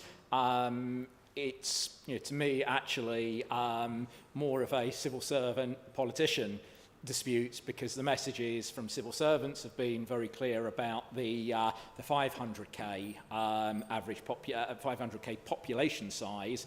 Ministers have been clear that local circumstances should take priority. They've certainly indicated in various communications and meetings I've been in that they'll be looking the impetus will be on local authorities to demonstrate special circumstances, but if those special circumstances can be properly demonstrated, they'll look at numbers around the 300k mark.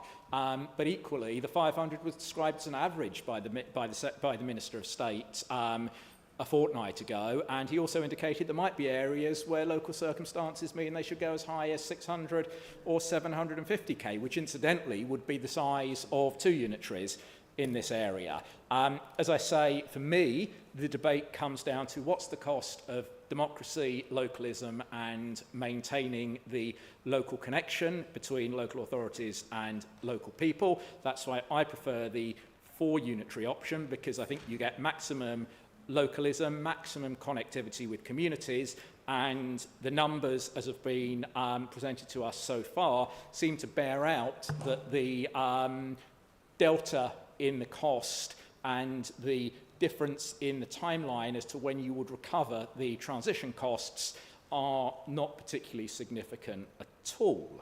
I'm sure as we move towards November and more of the number crunching is done by the economists, we'll get a clearer picture. In terms of Caroline Clapper's points on local government reorganisation, again, I think that this does come down to the extent to which you support the idea of maintaining that connectivity with local neighbourhoods and the local connection. If it's not going to happen through large unitary councils, and it's not just about the size of unitaries, by the way, because there is no credible evidence that shows the size of a unitary is linked to its financial sustainability.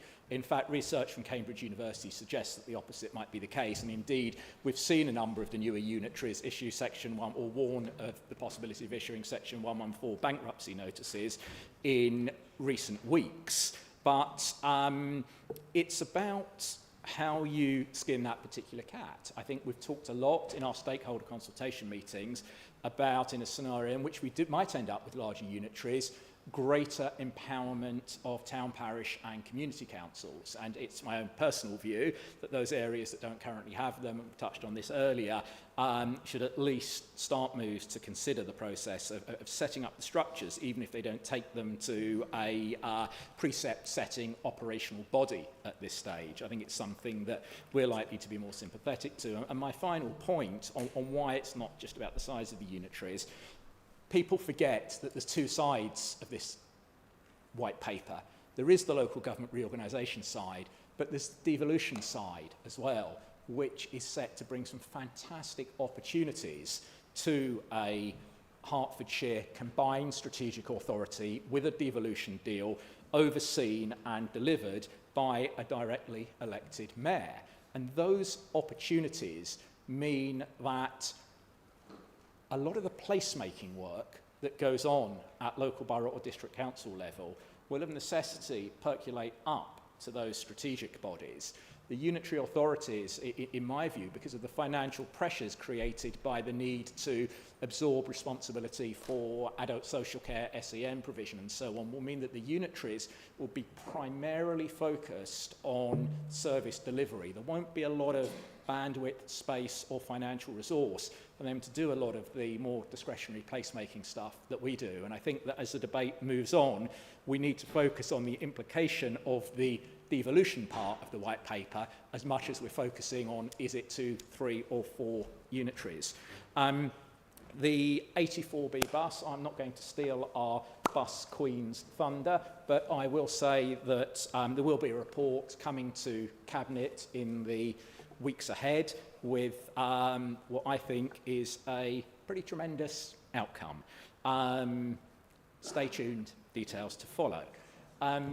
Green bins. Okay, I'm not sure I completely grasped or understood the question. For some reason, the sound went very quiet. Are you asking what would happen to the physical green bins after April the 1st? Sorry, thank you very much for allowing me to do this, Leader.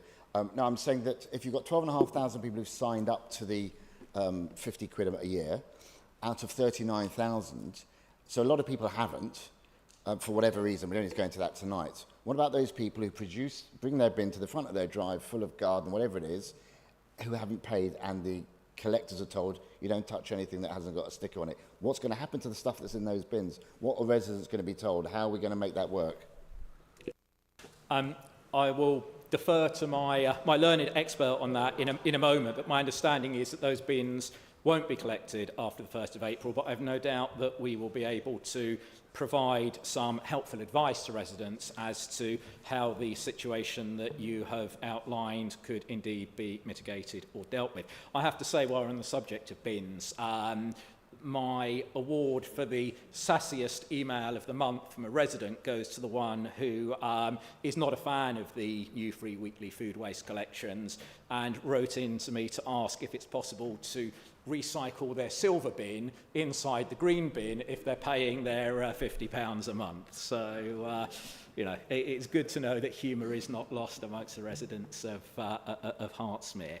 But seriously, yeah, I'm not an expert on recycling, but I do know that all of the expert evidence and data we have seen is that the single most significant thing we can do to shift the dial on our recycling rates and make this borough a greener, cleaner, healthier place for our children is to implement the very policy that Councillor Richards has been spearheading.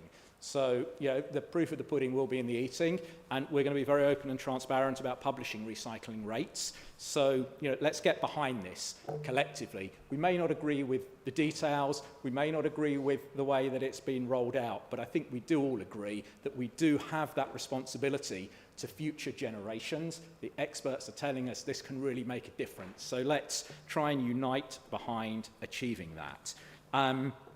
The various questions on the Sky planning appeal. Look, I think I was as clear as I can be, which is that our planning committee has taken a democratic decision, and my preference would always be to see the democratic decisions of local planning committees upheld. It's also the case that the MPPF has changed since that decision. So when I say I believe there is significant risk that that will not be upheld, yeah, that is a reality. And we can, it's not a, I'm going to use that word again, it's not a binary, okay? It's not a choice between defending the decisions of our planning committee, which we have hired a legal team to do, and at the same time being cognizant of the fact that if, and you've seen the size of the L&G legal team, you know, if that appeal were to either go the wrong way, go against the council, or if the tribunal chair, the planning inspector, were to take a decision that for other reasons he did decide to award costs against us, the sums involved could be exceedingly high. So, Councillor Clapper, I mean, yes, I used the word significant, but it applies in all three contexts in which you mentioned it. At this stage, our team are doing all they can to defend the council's position within the constraints of the MPPF, the legislation and the legal process, and I think they're doing a sterling job.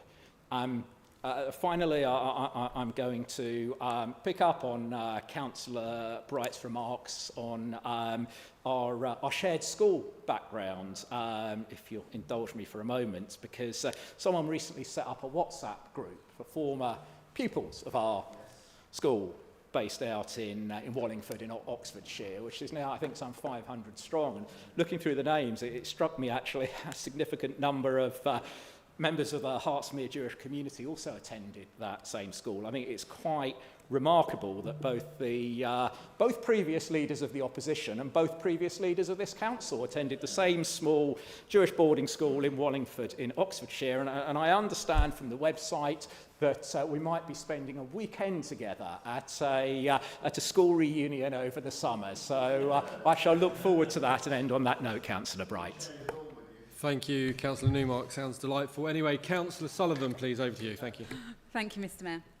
Councillor Newmark, we've ordered a discussion around regeneration for growth and local government reorganisation. May I please ask where we are at with the establishment of the area forums that were voted cross-party and unanimously in favour of back in January? Despite efforts to pin down Councillor Oakley, we have unfortunately been unsuccessful. Now more than ever, we should be embracing these forums, or maybe work has begun and we simply were not invited. Thank you. Thank you, Councillor Sullivan. Councillor Paul Horton-Jones, please. Yep. Thank you, Mr Mayor. A number of things that I wanted to raise. First of all, in terms of the revised local development scheme, I had wanted to speak earlier because I was concerned that the new NPPF will now impact this borough, whereas had a local plan been delivered within 6 months of the 23 council election, we would by now have been exempt from the new NPPF and our numbers would be significantly lower. And he's looking at me scowling. I refer you to section 11 of the paper. But that's a question for Councillor Oakley. The other more pertinent one is in relation to local government reorganisation. Audit Committee flagged some time ago at the January meeting that this is a critical risk and is on our risk register. It is a top risk, both in terms of probability, because it's certain or almost certain, and in terms of impact, because it's existential. What I would like to ask the leader is, rather than simply occasionally dropping it into conversations or questions from members, could we please have a regular item on council agendas with an update on what is happening with regard to local government reorganisation? Because it is important that we play a constructive cross-party. There is a wealth of experience in this chamber, and limiting it to just the leader or one or two other people is not the way to deal with this. There are different aspects involved, so there are questions in regard to who is involved, who is consulted, but we need to think about the practical implications, we need to think about the resource implications, and as the project progresses, we need to make sure that we are engaged in proactive, constructive discussions with prospective partners, be that Welland Hatfield, be that Broxbourne, be that Watford, be that Three Rivers, be that St Albans. I name those because they're the contiguous districts. But really, we need to not just have a community of minds across the county, but we need to have a community of minds in this chamber, and we need to make sure that anybody who has an interest and is active and able to contribute is able to do so in a consistent and proactive manner. And I encourage him to take that on board. Thank you. Thank you, Councillor Hodden-Jones. Councillor Mark Amron, please. Thank you, Mr Mayor. I would like to ask Councillor Jeremy Newmark why in the extraordinary council meeting earlier, as it was brought about because of your recent actions, why you did not speak for yourself instead of letting your colleagues speak on your behalf. And in part because of that, I wish to announce that with immediate effect I'm joining Councillor Graham Alexander and going independent, finally taking the politics out of it and to look after the interests of all the residents of Hertsmere. And I really look forward, as I have done previously, to working with all colleagues cross-party. Thank you. Thank you, Councillor Amron. Right, I'm going to take these in three, Jeremy, if that's okay, because you've had three already. So Councillor Sullivan, Councillor Hodden-Jones, Councillor Amron, please. Thank you. Councillor Sullivan, in terms of area forums, it's something I need to follow up directly with the relevant cabinet member. What I will say is that as a consequence of the opposition's voting tactics in terms of delaying the progress of the local plan, local development scheme,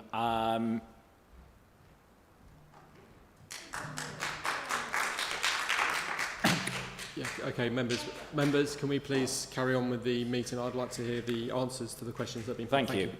In terms of the need to revisit the local development scheme report and meet the statutory deadline from central government, get that submitted, avoid the risk of speculative development, and get the regeneration report back to this meeting, officers in the planning department have obviously had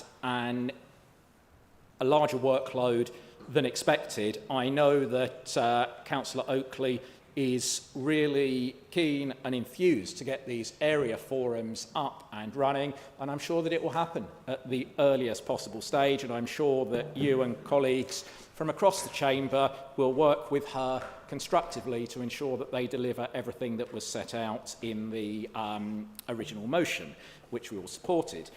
Councillor Hodgson-Jones, in terms of the issues around local plan, we obviously delivered a new draft local plan in 9 months, 3 months longer than we thought it would take or pledged that it would take, but that was due to use a phrase that others have coined, the cupboard being left bare and your administration having done no work on it at all for the year beforehand. In terms of the suggestion that if we had delivered that plan to Regulation 19 stage, within that timeline, it would somehow have made us exempt from the new MPPF. Again, I'm not an expert, but my understanding is I think that's a serious flex. Obviously, any new plan would have to go through an independent examination stage. It's true that an emerging draft local plan would have had, I think the phrase they use is increasing significance, increasing material significance in planning terms. But I don't think that we would in any sense have become exempt from it. It would probably have been a situation in which actually the new local plan was being looked at by an independent examiner against the criteria and environment set out by the new MPPF, so it might have ended up even more complicated than we would have hoped. On local government reorganisation, I thank him for his kind word, for his wise words, in fact. Look, I don't disagree with anything he said. Obviously, in terms of a kind of cold mathematical assessment of risk, it sits there in the top right-hand column because government have said it's going to happen. It makes it a near certainty, and it's obviously existential. I do think that it's perhaps a risk that needs to be treated slightly differently to the other risks on the risk register. It is also a process that is laden with opportunity, as I said earlier, and I think we should not lose sight of the opportunity. It's not a zero-sum game. Like all of these things, there will be positives and there will be negatives. I absolutely take on board the need for regular updates.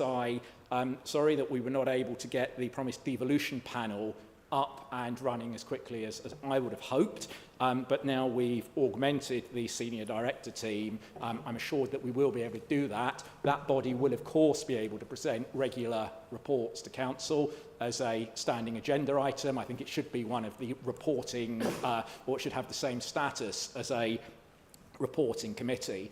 But over and above that, look, my door is open and my phone is switched on to have these conversations and receive input from members across the chamber. I'm very happy to sit with groups of members, single party, cross-party, multi-party, however people want to do it. I will ask officers to try and put some sessions in the diary whereby people can sort of come along and talk through the issues at stake. I will say that one of the things that has characterised this process is the pace at which it's moving forward. And I think to being able to promise regular updates until we reach this slight interregnum breathing space would have been a tall order, because I know between our Chief Executive, our Executive Director, myself, and we have been involved in extensive briefings, needing to read briefing papers, preparation of documents, engagement of consultants. It has been a huge resource strain on the authority, and I have said to government ministers that I believe one of the flaws in this process is they've given local authorities a really strong set of targets to deliver on around housing, growth, economy and so on, and actually in many ways the pace at which they're pursuing the devolution agenda and the local government reorganisation agenda actually risks distracting from those very same priorities, and I've been very clear about that. Okay, thank you, Councillor Newmark. I've got Councillor Graham Alexander next, and then Councillor Green, and Councillor Chalice.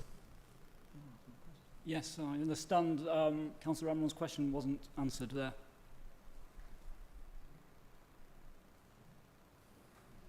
One second, let me just...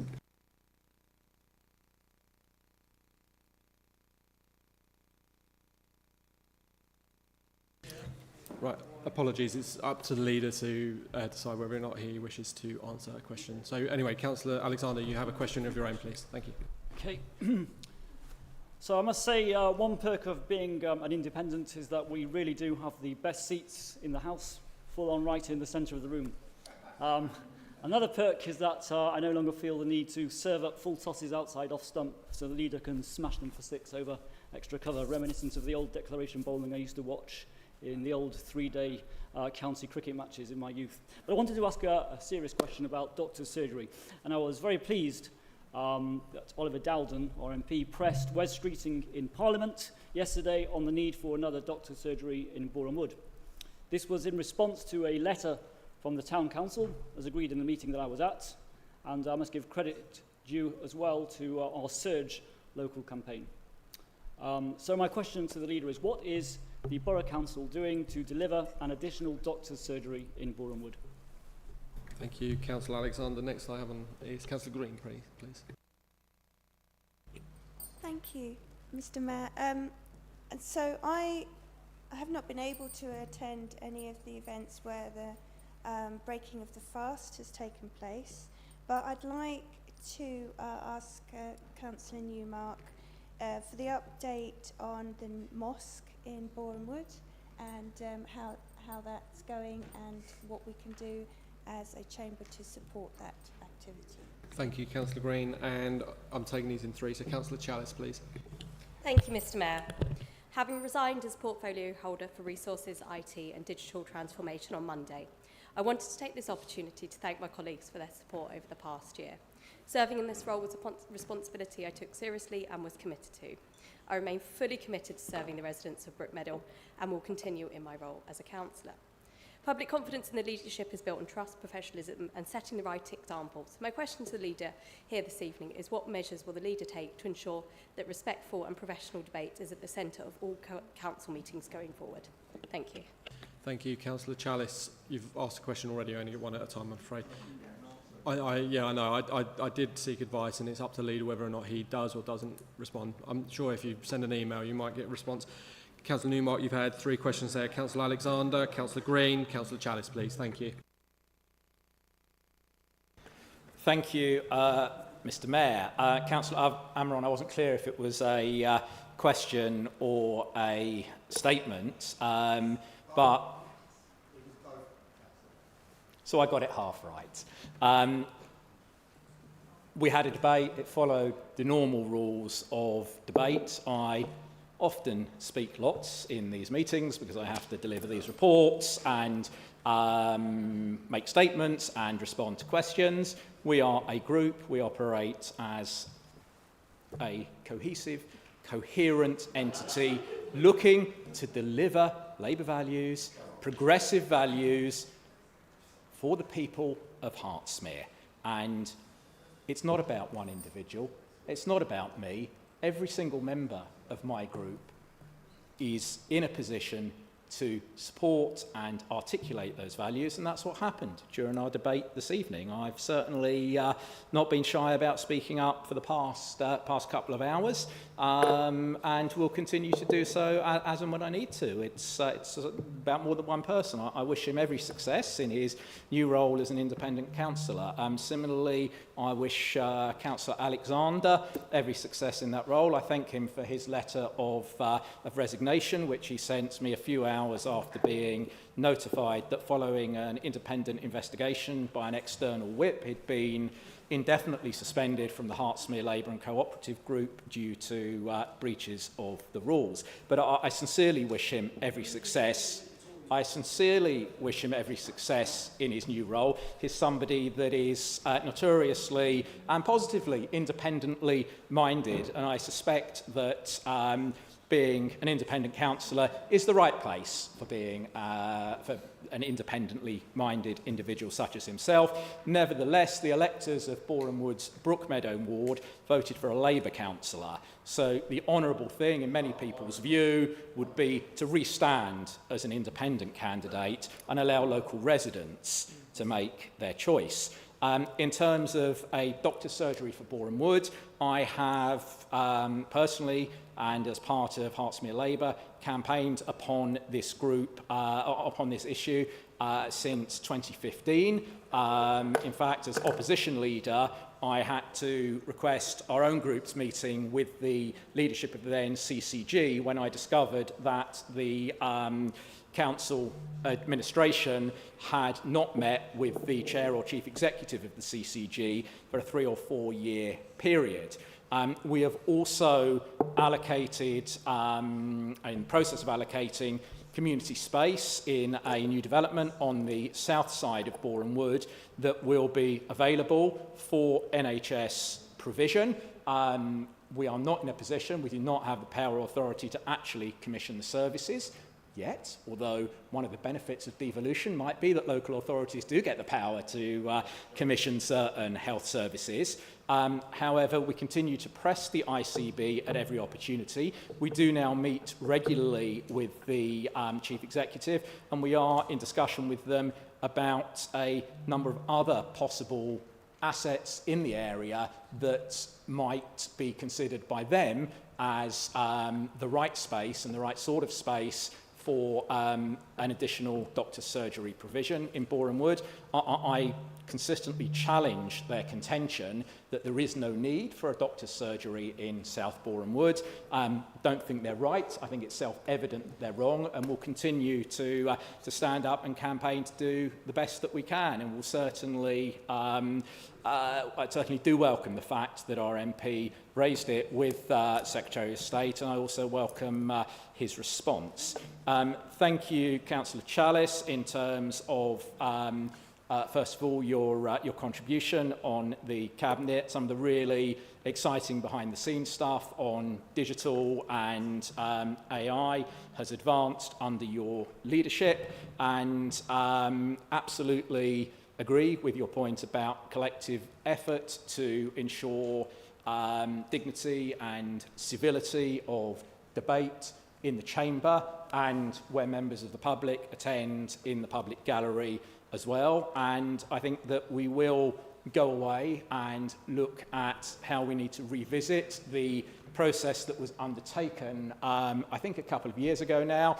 across the group leaders with external support from consultant David McGruff. We did have a sort of charter of the agreed code of conduct at meetings that used to be on the wall before the chamber was redesigned, and perhaps as a first step we will look to reproduce that, but perhaps in a slightly more readable form than the sort of half page of closely typed text that no one could read. But I very much take that on board, and we'll look at mechanisms and perhaps convening a cross-party group to address that concern.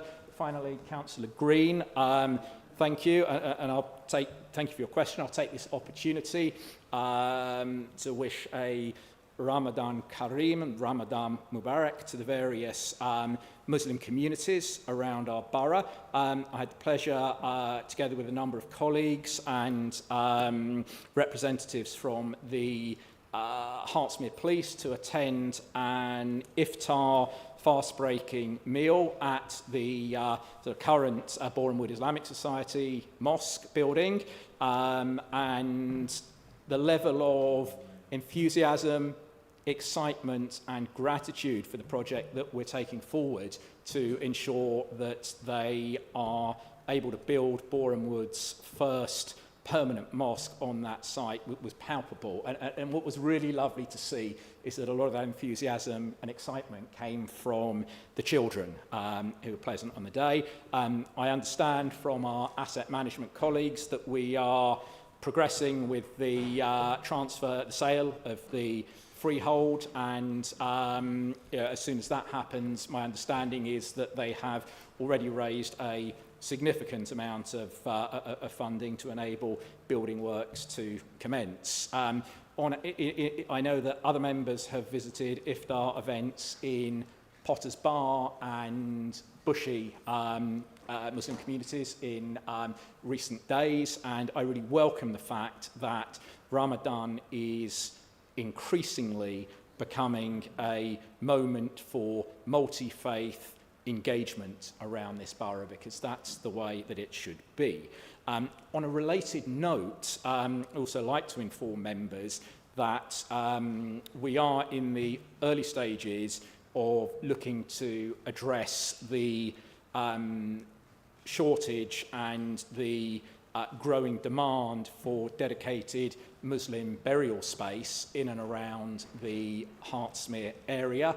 At the moment, one of the key priorities of the Muslim community is to obtain a dedicated burial facility, perhaps as part of a wider municipal cemetery, because at the moment my understanding is that they're having to travel to East London for many, many funerals, and we're working collaboratively with the Mayor of Watford and a couple of elected members and officers at Watford Council to see if we can move forward a joint project on that basis. But it's an important piece of provision for a growing and important and significant faith community.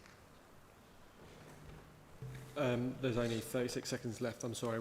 I'm just going to move on now. Sorry, this item is now concluded. Can I thank everyone for their contribution? I'm sorry for those who didn't get a chance to answer the question, but you obviously welcome to email the leader. Agenda item 13, reports of committee chairs. Please note there is 15 minutes provided for the committee chairs update and any questions arising. There are no reports tabled, so I'm happy to open it to the chairs if they wish to present anything. Now, I appreciate Councillor Smith is not here for standards.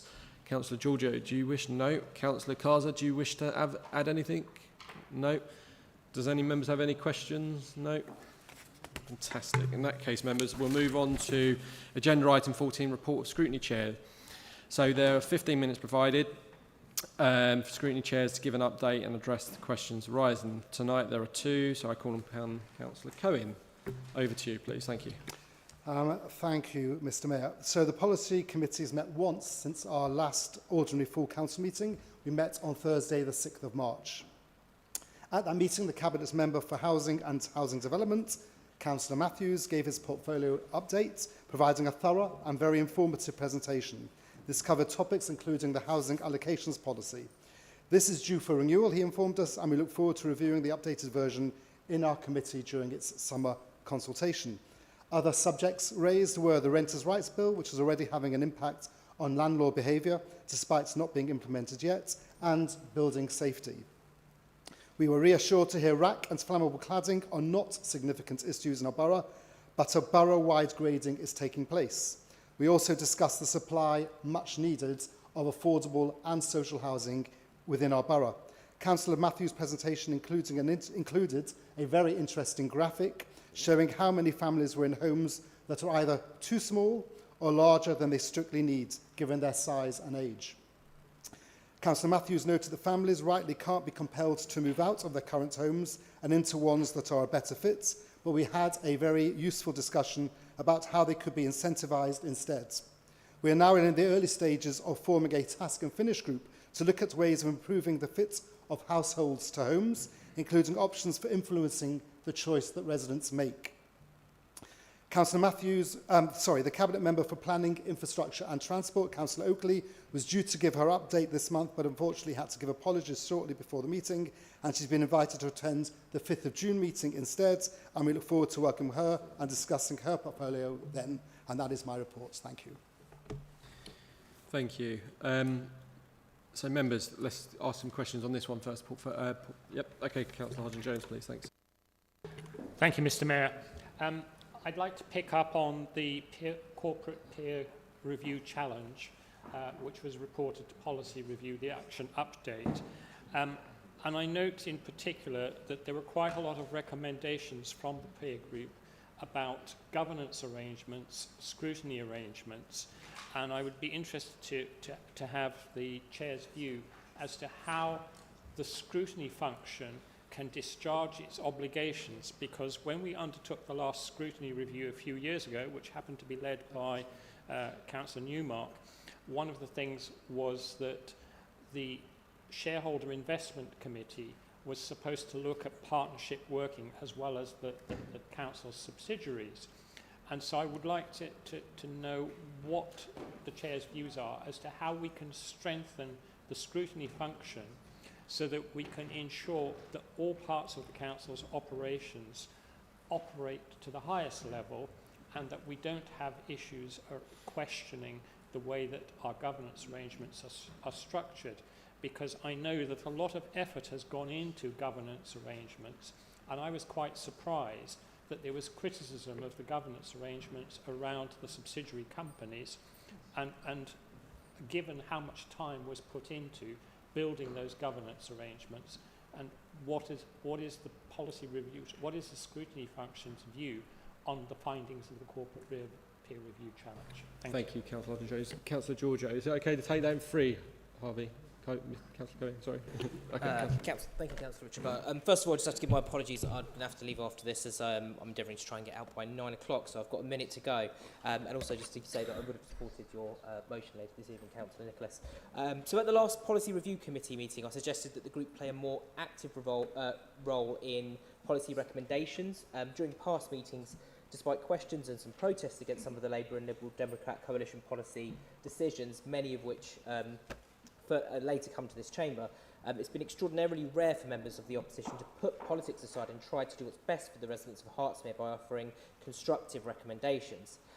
Sadly, obviously, earlier this meeting as well, we've seen what kind of party political attacks on members achieve, which is not very much like the previous administration's record in power. So I suggest that councillors concentrate on the future and play the ball and not the man. Will the Chair ensure that some recommendations are actually made with the upcoming task and finish group? Thank you. Thank you, Councillor Giorgio. Yep, Councillor Matthews, please. And then that'll be your three, Councillor Cohen. Yeah, thank you, Mr. Mayor. I wonder if I could just respond to Councillor Cohen. I'm very pleased to hear that he valued the presentation and was interested in the figures which explain the level of housing need in the borough. But I would just like to say that I'm surprised that this was news to you. This is the situation that we inherited from the old administration. Thank you, Councillor Matthews. Councillor Cohen, you've had three there, please. Thank you very much for these detailed questions. I'll deal with Councillor Giorgio first. And first of all, I'd like to offer also my personal congratulations to you and your family. It's lovely news, and I won't keep you that long, so I'll make my answers quite quick. I agree with the essence of your question, and as you know, I did make that point. I think I do make it at most Policy Review Committee meetings, and I made it the first one and made it the last one. We need to get involved. We need to be proactive in policy. Our members need to come, not just from our party, but from your party, which is the majority. We need to come forward with ideas, and we need to meet with the executive, and the executive need to give us what their early stage thinking. But we have been also greatly involved. We've had detailed involvement and added to the procurement strategy, communications, and we agreed on at the last meeting to have 2 task and finish groups. So we need to get more involved, and that leads on to the peer review challenge, to what Councillor Hodgson-Jones said. Everyone, all members, need training in good scrutiny. Scrutiny is vital as a critical friend, not just to criticise. We're not there to criticise at all.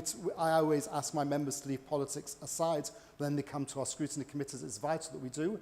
We've got a lot to achieve as critical friends, but the key is critical but friends. We're doing it in a positive way for all our residents, and that, I think, has been the key point of all our policy committees. When we discuss and we have our portfolio cabinet members before us, we don't just criticise for criticism's sake. We never have. We don't bring politics. It's always as a positive manner and in a positive manner, and I encourage all our members to do that. But we do need to get more involved. We need to do more policy review, more scrutiny, because it's beneficial for everybody, it's beneficial for our residents, and we will continue to do that, especially we're a year into our policy review. We've got our feet under the table, and we will be doing many more task and finish groups.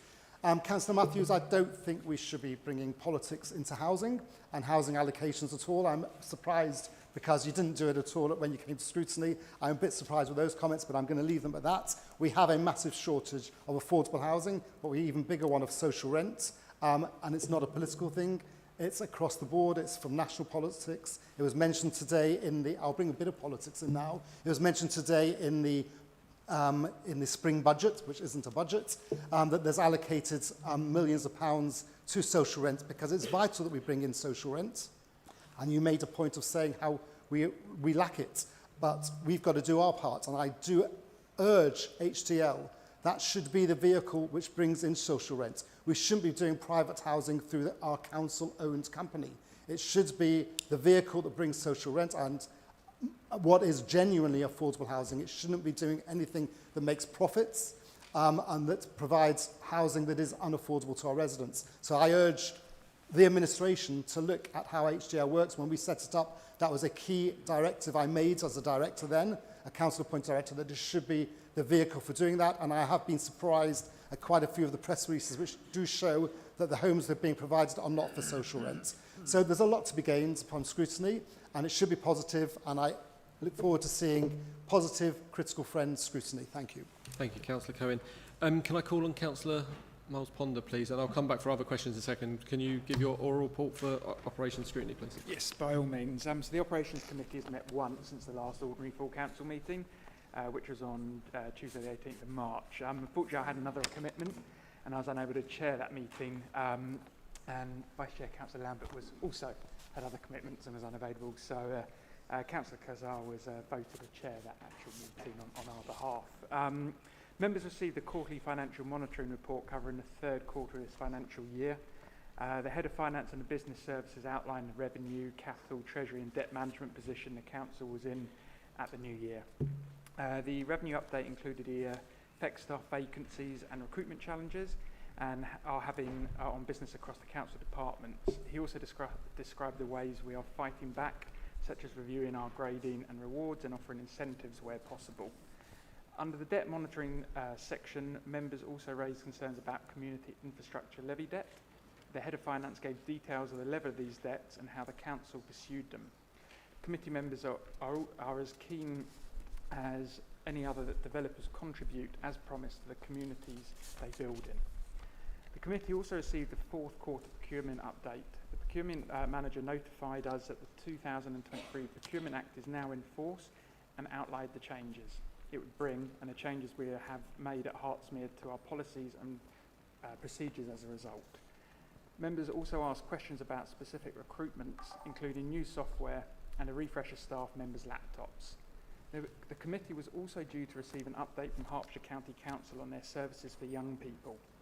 We received written reports covering the spring, summer and autumn terms of 2024 and are grateful for these. However, the area team manager had to give apologies at the last minute, leaving no representative able to attend the meeting. Members were understanding but disappointed, as they had numerous questions to ask about provisions for Hertsmere and the services response to our unique challenges. Some of our questions were forwarded to HCC officers and the meeting invitations will be extended to our next meeting. This is my report, Mr. Mayor.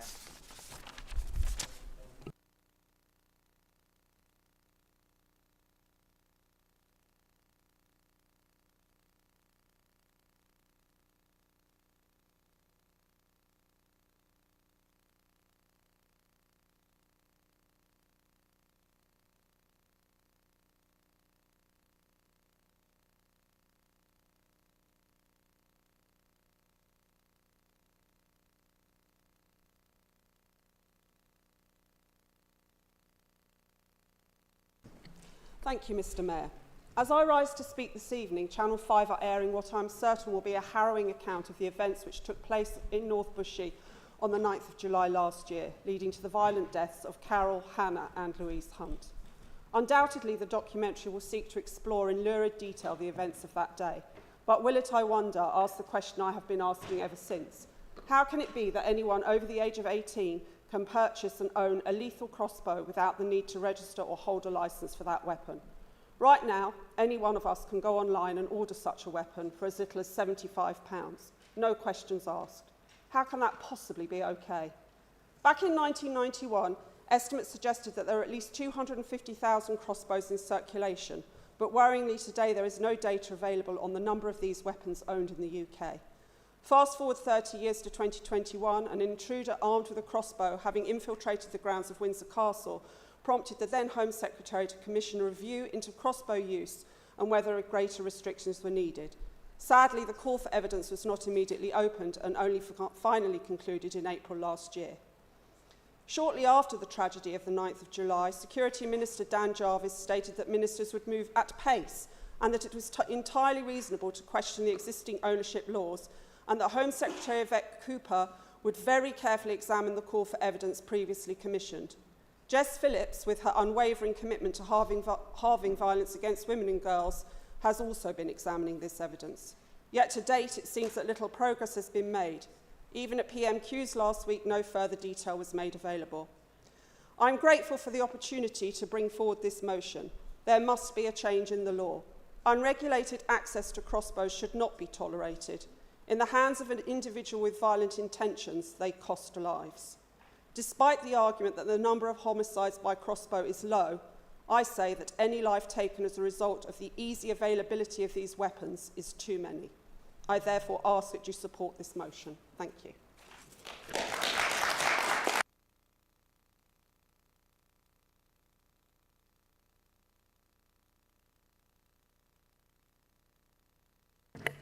Use this one. Sorry.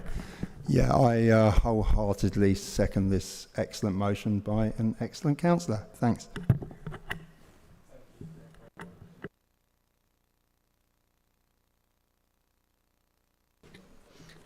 Thank you, Mr. Mayor.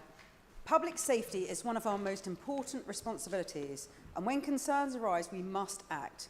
The recent tragedy in Hertsmere has understandably caused alarm, but this is not an isolated incident. In recent years, there have been several cases where crossbows have been used to commit serious crimes and, in some cases, fatal crimes. As mentioned, a man armed with a powerful crossbow was detained near Windsor Castle, attempting to assassinate the late Queen. Earlier this year, a convicted stalker in London was shot dead by police after breaking into a home armed with a crossbow. And in 2018, a pregnant woman was brutally murdered with one in her own home. These cases highlight the devastating consequences when crossbows fall into the wrong hands. The government recognised the risks and launched a review into crossbow controls back in 2021. However, despite calls for evidence, there has been very little progress in updating the law. Currently, there is no registration system for owning a crossbow and no requirement for a licence. While carrying one in public without a reasonable excuse carries a penalty, this does little to prevent their misuse behind closed doors. This motion is a reasonable and proportionate step towards improving public safety. It calls on the Home Secretary to publish comprehensive data on crossbow-related crimes so we can fully understand the scale of the problem. It also asks for serious consideration of stricter licensing laws to ensure that these weapons do not end up in the wrong hands. Additionally, it rightly seeks support from local MPs and the Police and Crime Commissioner, ensuring that this issue is given the attention it deserves at every level. I'd like to thank Councillor Nicholas and Councillor Amron for bringing this very important motion forward. Our communities expect us to act when public safety is at risk. By supporting this motion, we send a clear message that we will not wait for another tragedy before demanding action. Thank you.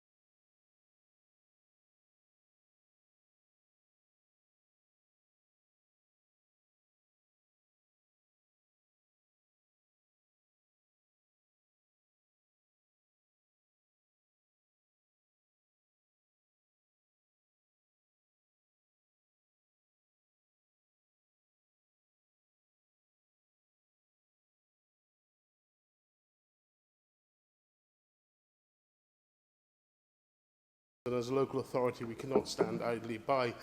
Public safety is not just a police issue, it's a community issue where dangerous weapons like crossbows are used in violent crime. It's our neighbourhoods that feel the impact, it's our residents who feel the fear. And yet, despite the risks, crossbows remain subject to virtually no regulation. Unlike firearms, which require special, strict licensing, crossbows can be purchased legally with no registration, no background checks, no restrictions beyond an age limit. This legal loophole is an unacceptable risk. A quick Google search shows that there are hundreds of sites where you can buy and have delivered within 24 hours crossbows. A pistol-style crossbow with a draw pull of £80 and a fire rate of 170 feet per second for just the low, low price of £34.99. The slightly more costly option is a high-powered multi-fire crossbow with an 8-bolt magazine with a draw pull of £185 and a fire rate of 400 feet per second, all for the low cost of £239. And every single one of them is available on for easy payments. It's a totally perverse situation, especially when we have no national data on how crossbows are used in violent offences. How can we craft effective policies if we don't even know the scale of the problem? This motion makes 4 clear, common sense asks, as set out in the papers.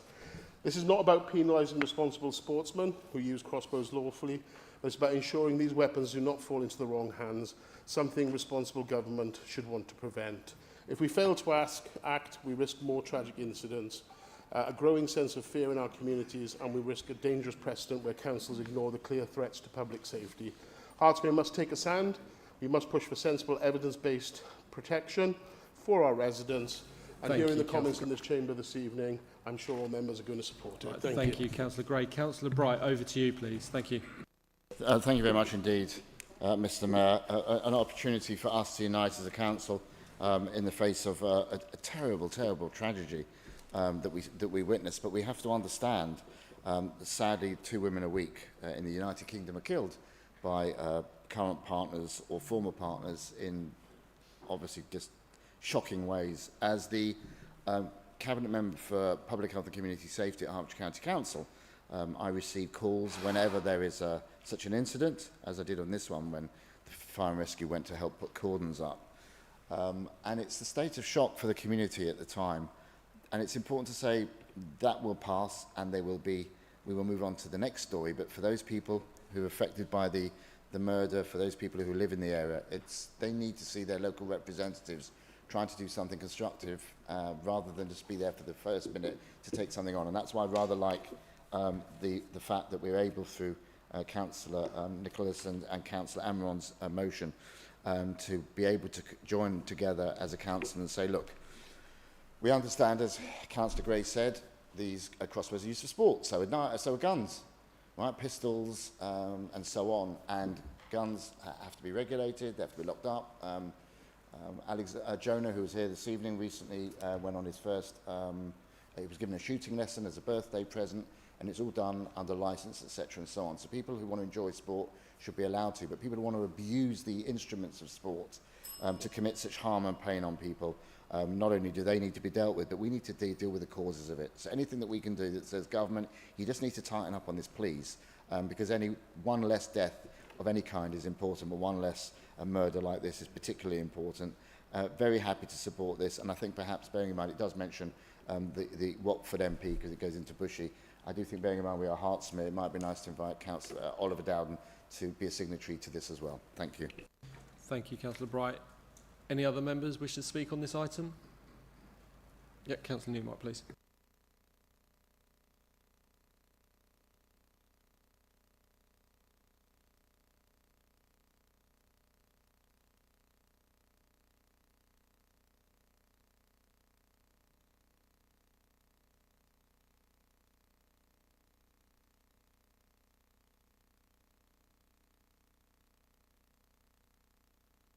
Thank you, Councillor Newmark. Members, that's been debated. So now I'm going to hand over to the Councillor Nicholas to sum up, please. Thank you.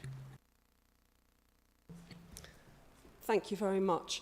I don't think I've really got anything much further to add other than to say, on a personal note, the events of that day are permanently in my head.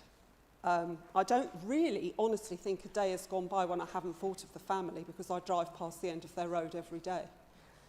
And it's easy, isn't it, to say, what can we do, what can we do? Nothing I ever do or any of us ever do will bring that family back. Nothing will ever repair the pain that that family continues and will continue to feel every day. But I do think this is something that we can do. We can put our wholehearted support behind this. I'm very happy for Oliver Dowding to be involved as well. As Councillor Newmark said, the reason was that obviously North Bushy has now slipped into Watford, so Matt Termaine is our MP. But I think I'm really, really committed to making sure that something changes here and that we take these weapons out of the hands of people that have ill intent and intend to use them for harm. So thank you very much, and I commend this motion to you. Thank you, Councillor Nicholas. Members, obviously we've had a few technical problems, and apologies for that because it's kind of ruined the flow of that motion. We're going to try and do the electronic voting system. If it doesn't work, I may just go over to the old-fashioned way of show of hands, and then it's done easier that way. So let's try the voting system first, if we may, please. It's open for vote now. Thank you. Okay, so it might be the front row here. So, yeah, okay. Right, okay, so what I'll do, let's just go through the list that I have in front of me. So, Councillor Chalice, how do you intend to vote, please? Yes. Yep. Councillor Gray, how do you intend to vote, please? Yes. Councillor Myers, how do you intend to vote, please? Yes. Councillor Giorgio's now gone home. Councillor Green, how do you intend to vote, please? Yes. And Councillor Newmark, how do you intend to vote, please? Yes. That's passed unanimously. Thank you very much, members. We'll now move over to agenda item 15B, notice of motion, violence against women and girls. I call upon Councillor Nicholas to move the motion, please. Thank you. Thank you again, Mr Mayor. I was honoured to be asked to become Hertsmere's Vorg Member Champion, and I think it would be fair to say that I've been pretty busy. With the support of my colleagues on the Labour front bench, we have already been able to build on the existing work of officers, particularly in our wonderful and committed community safety team. Huge continuing thanks to them.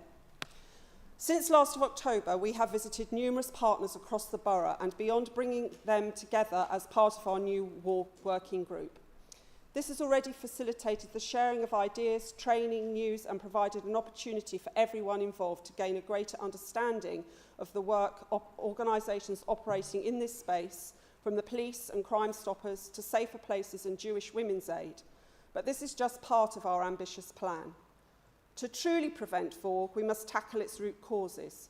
As increasingly extreme misogyny, sexism and gender stereotypes continue to pervade society, every day women and girls increasingly experience unwanted behaviours. To address the shift in culture, we must focus on encouraging respectful behaviours and the cultivation of healthy relationships of all kinds. Within our organisation, we have already introduced a new domestic abuse policy, and I would like to go further by exploring how we make VORG a consideration in the daily work of every council department. Domestic violence does not happen in a vacuum. It is part of a society which casually and routinely objectifies and abuses women. The recent TV drama, Adolescence, has sent a shockwave through society, showing us that teenage boys and young men are as much the victims of extreme misogynistic views as the women it targets, and we must work hard to change that narrative. To this end, we have been collaborating with partners, schools, and the MPAA Dance Academy in Bushy to create a series of workshops aimed at discussion around this challenging topic that can be delivered to Hertsmere schools, helping students to recognise, safely challenge, and thereby prevent more young men from falling prey to radically skewed opinions. This means countering negative male role models with positive alternatives, and by openly confronting the cause and effect of these harms, work together to end them. Thank you.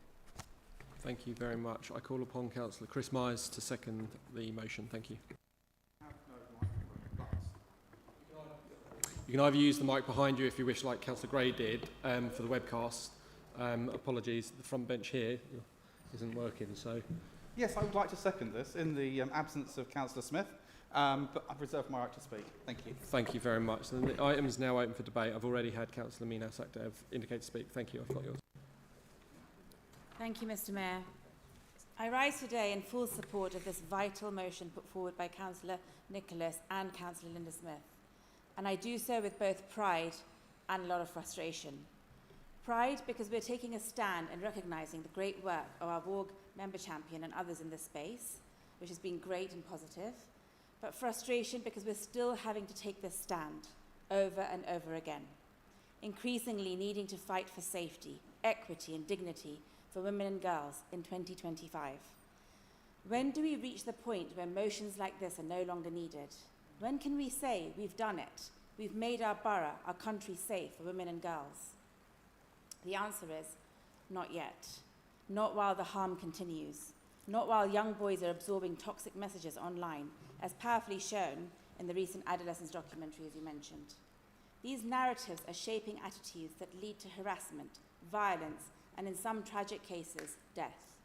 That's why education is key, not as a side piece, but at the core of our strategy. I welcome the motion's focus on schools because we need to reach young people early and consistently. But this isn't just about schools or services.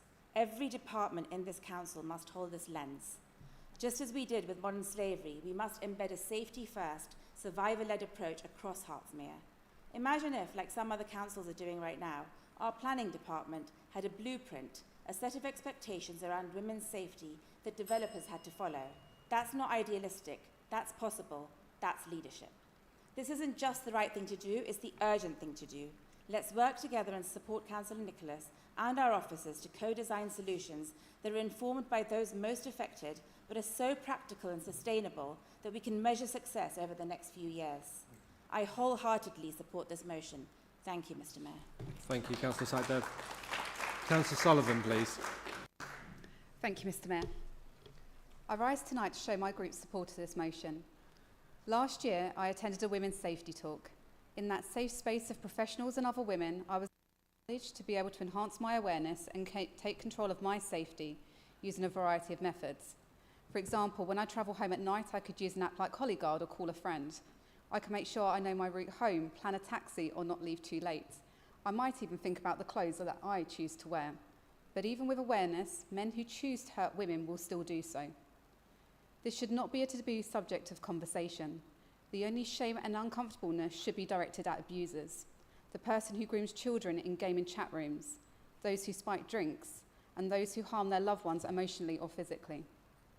I look around this chamber, and I know from statistics that a third of women in this room right now have suffered some form of harassment, and that 1 in 3 women in our borough will be subjected to physical or sexual abuse in their lifetime. And let me allow you to have that figure sink in just for a moment. 1 in 3. We need a societal shift. We need allies in the form of males who truly believe in protecting women and girls, alongside women who will continue the fight. We need to educate and empower greater role modelling in schools, businesses and communities. And we need to use our platform as councillors to the fullest. And for our younger generation, digital misogyny is on the rise, with people like Andrew Tate getting increasing traction and exposure. I would welcome any move we can make to help tackle this specific area. I urge you all to support this motion and use any method available to help us enact change. We must all shout out against violence against women and girls in all forms and do so now. Thank you. Thank you, Councillor Sullivan. Councillor Gray, please.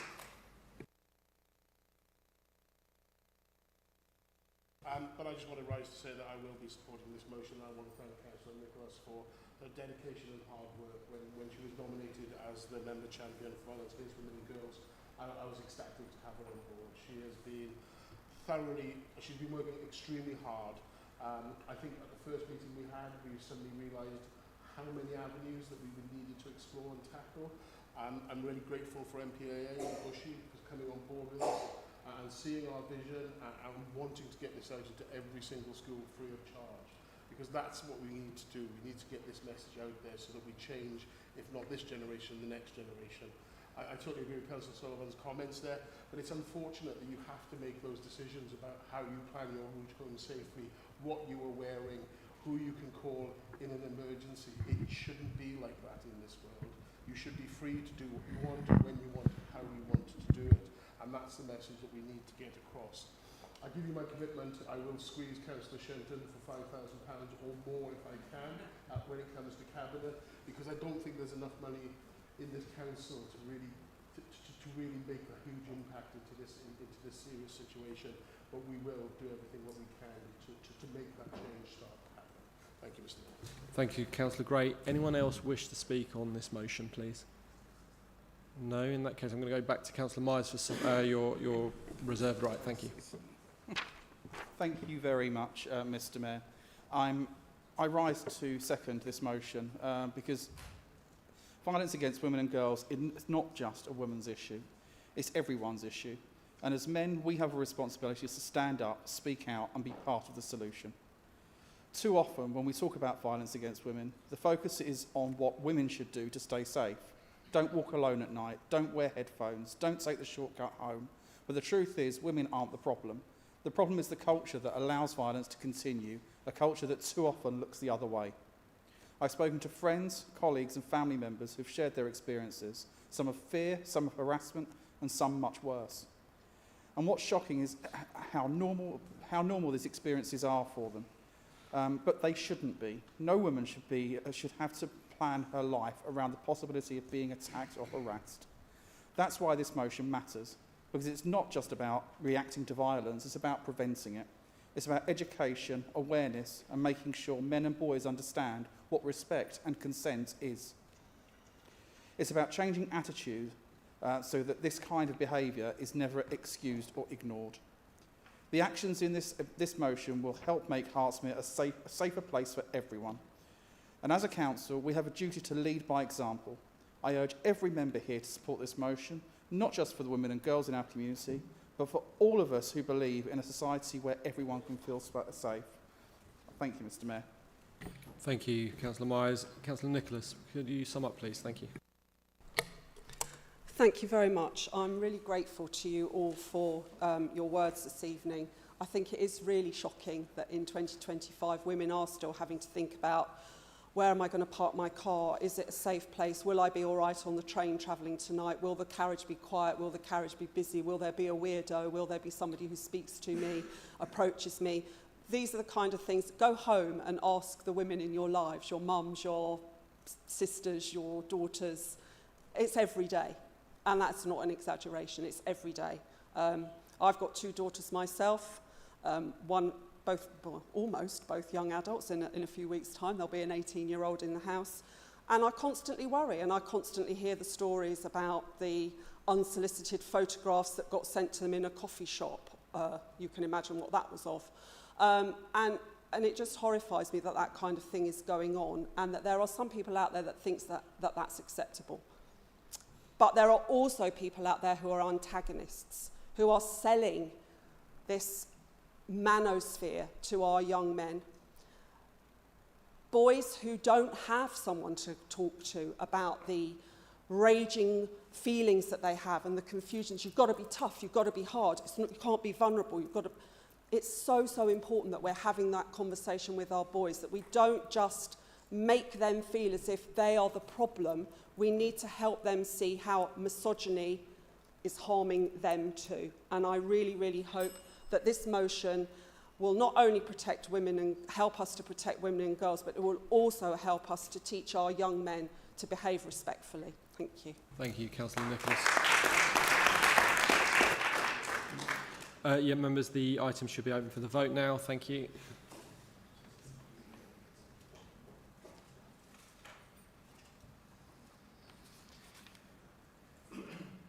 Right, and again, Councillor Chalice, how do you intend to vote, please?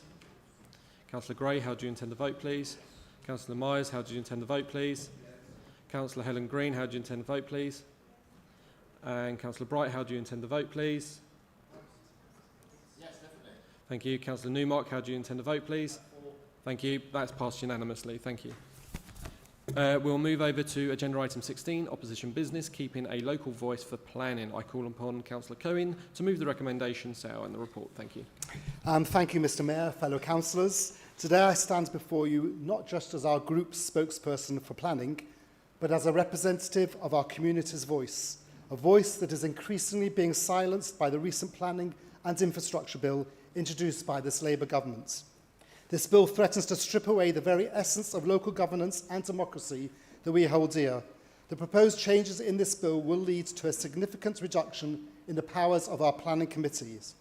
It is alarming to note that the majority of planning decisions could be made without any input from us at all, us, the elected local representatives, who understand our communities best. This is not just a bureaucratic issue, it is a matter of public trust. When councillors are sidelined, we risk eroding the faith that our residents have in the planning system and in local government itself. We have already seen the Local Government Association express serious reservations about this bill, highlighting that it diminishes the role of councils in the planning process. We cannot allow this to happen. Our residents deserve to have their voices heard, and we must ensure that they are at the heart of any planning decisions that affect their lives. In light of this, I propose this motion that it calls upon the leader of Hertsmere Council, Councillor Newmark, to write to Angela Rayner, the Deputy Prime Minister, outlining our strong opposition to this bill. We must make it clear that Hertsmere Borough Council will not stand idly by while our powers are diminished and our communities are ignored. Furthermore, I urge our Policy Review Committee to prepare mechanisms that will allow our councillors to express their views on planning applications related to their wards. This is crucial for ensuring that local knowledge and community needs are prioritised in the decision-making process. Additionally, I want to remind everyone of the motion we recently passed, proposed by Councillor Sullivan and seconded by myself, to establish area planning forums. These forums are essential for discussing and informing applications before they reach committee. Yet, despite numerous reminders, we have yet to receive a timeline for their implementation from the Cabinet's Member for Planning. This delay is unacceptable. We must act swiftly to ensure these forums are established so that our residents can engage meaningfully in the planning process. In conclusion, let us stand united against this detrimental bill and advocate for a planning system that empowers our communities rather than undermines them. I urge you all to support this motion and take a stand for Hertsmere's future. Thank you. Thank you, Councillor Clowen. I believe I'm calling on Councillor Clarkson, please, a second. Thank you. Thank you, Mr Mayor. Tonight I stand before you to second the motion against the recent planning and infrastructure bill introduced by the Labour government.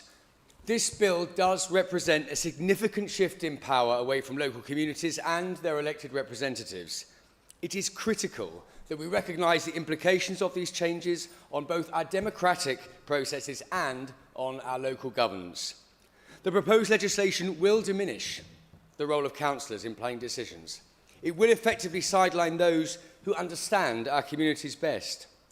By removing our ability to discuss, to debate, to vote on these key developments, we risk eroding public trust in both the planning system and in local government. Our constituents deserve a voice in the decisions that affect their lives and their neighbourhoods. Moreover, the bill's provisions, I must say, regarding compulsory purchase orders could force farmers to sell their land at below market value, undermining their livelihoods and threatening food security. We must advocate for fair treatment of landowners and ensure that any development respects the rights of those who contribute to our agricultural landscape. And so in conclusion, I urge all colleagues tonight to support this motion. Let's start with urgency the area planning forums as proposed by my colleagues and passed unanimously by this chamber.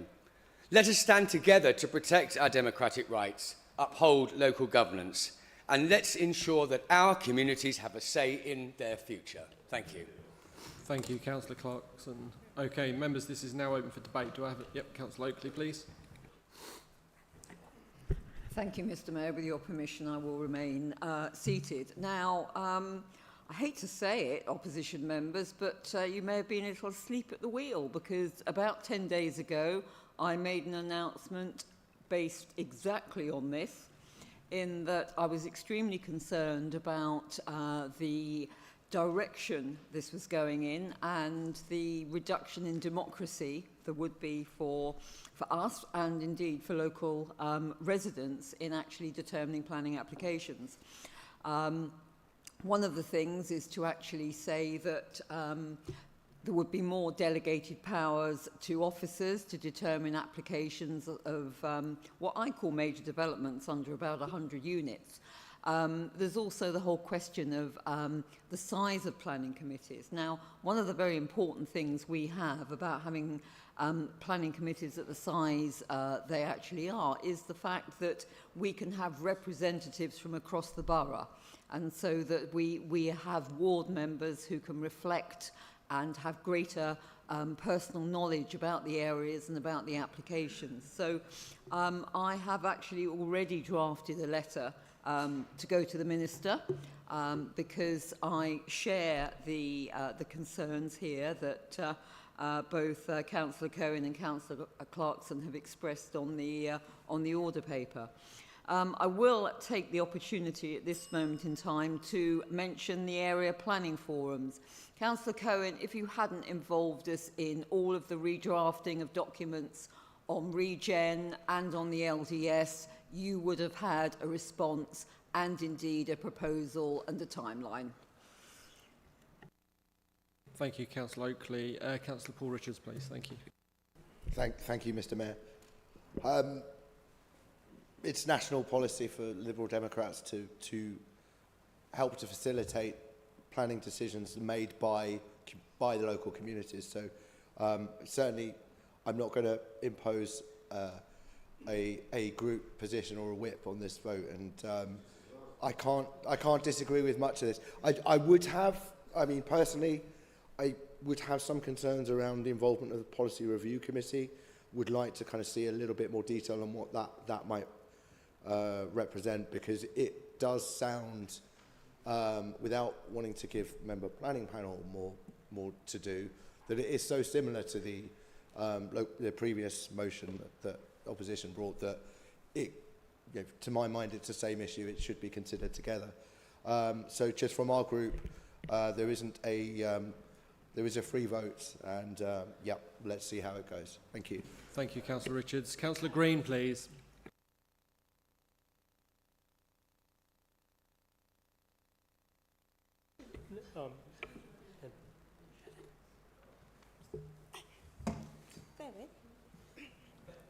Thank you.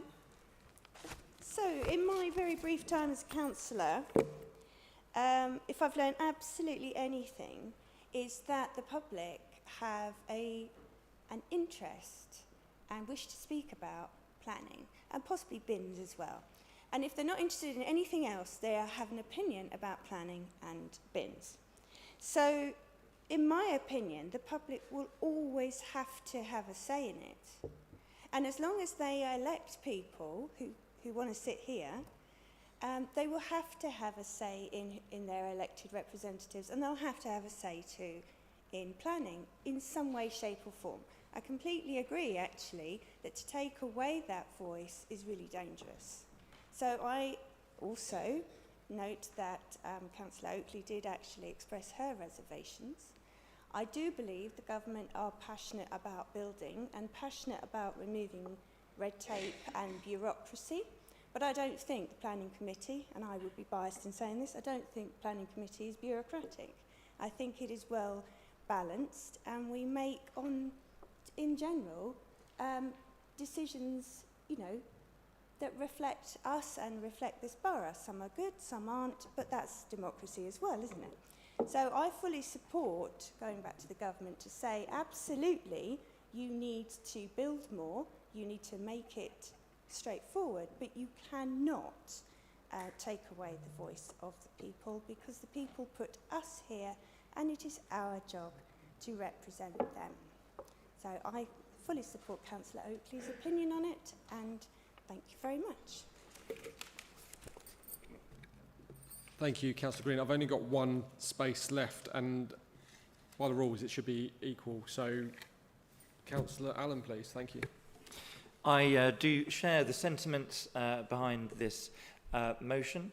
It is very easy, I think, nationally, not just us, for government and for developers and for the media to blame councils. It's always council's fault. We are the punch bag for everything.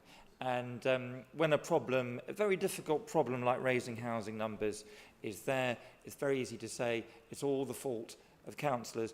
And it's also very easy, I think, to blame, in inverted commas, NIMBYs for everything. And the reasons why house building is not at the levels we all want nationally are very complicated and multi-layered, and only probably a little bit of it is to do with people who maybe oppose something when there isn't a particularly compelling reason. I think the other issue in this is that essentially what's proposed is a changing of the scope for delegated powers to officers. But like with all these things, we won't really know what it means until it's tested in practice, in real decision-making and call-ins further up the chain. It may well prove that in reality it makes things more complicated and stops more development than the other way round and completely defeats its purposes. So for those reasons, I do support the sentiments in this motion. Thank you, Councillor Allen. Councillor Cohen, can I please ask you to sum up? You have 2 minutes.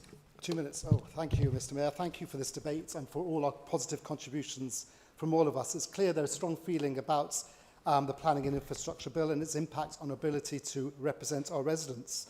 Let me be absolutely clear. This is not about opposing development. It's about ensuring that development happens with our communities, not to them. Local voices must matter. I'm pleased that Councillor Oakley is concerned rightly with the reduction in democracy planned by this bill, and I hope that she therefore can support this motion.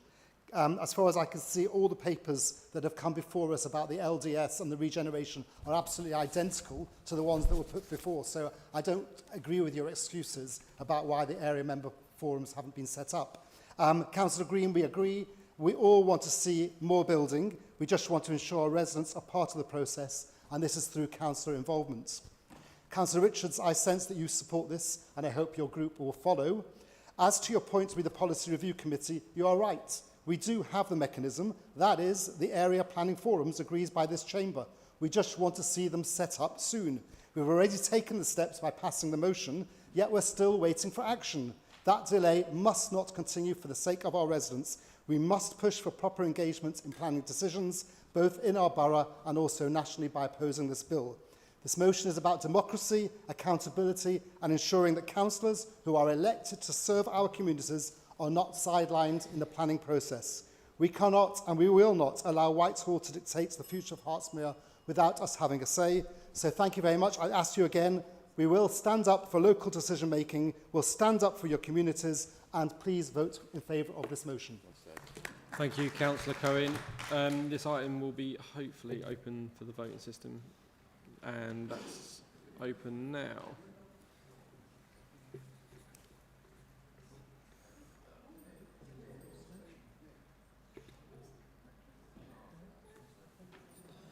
Okay, so I'll work my way through the list again. Councillor Chalice, how do you intend to vote, please? Councillor Gray, how do you intend to vote, please? Councillor Myers, how do you intend to vote, please? Councillor Green, how do you intend to vote, please? I've noted that Councillor Rosehill has left. Councillor Newmark, how do you intend to vote, please? Thank you. Members, that's passed. Thank you. Okay, we'll move on to agenda item 17, update from outside bodies. There are 2 oral updates due this evening from members serving on outside bodies. This is just, the Constitution provides 2 minutes per update, followed by any questions. Members, I also note that we're 5 minutes to 10 o'clock. So do you wish to go past 10 o'clock? This is literally the last agenda item. No? So, right, well, once I start, we finish when this is finished, okay? So I'm going to Southmid Village Hall, please. Councillor Gray, Councillor Myers, thank you. Thank you, Mr. Mayor. I'll be very quick. The committee basically no longer exists. So there's nothing very much to report on it. It's been disbanded, and the parish council have now taken over the running of the hall. Thank you. Any questions?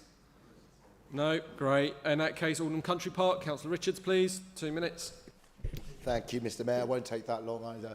I have to say I've found my membership of this panel extremely useful. It's obviously the goal is to look after the jewel of Hertsmere, which is Aldenham Reservoir. We meet on a quarterly basis. There's good participation from Hertsmere Borough Town Council, from Aldenham Parish Council, Aldenham Angling Club, from the Sailing Club. The key focus and attention really in the last year or two has been on the development around the facilitating works and the works to the dam itself. That's been a key focus.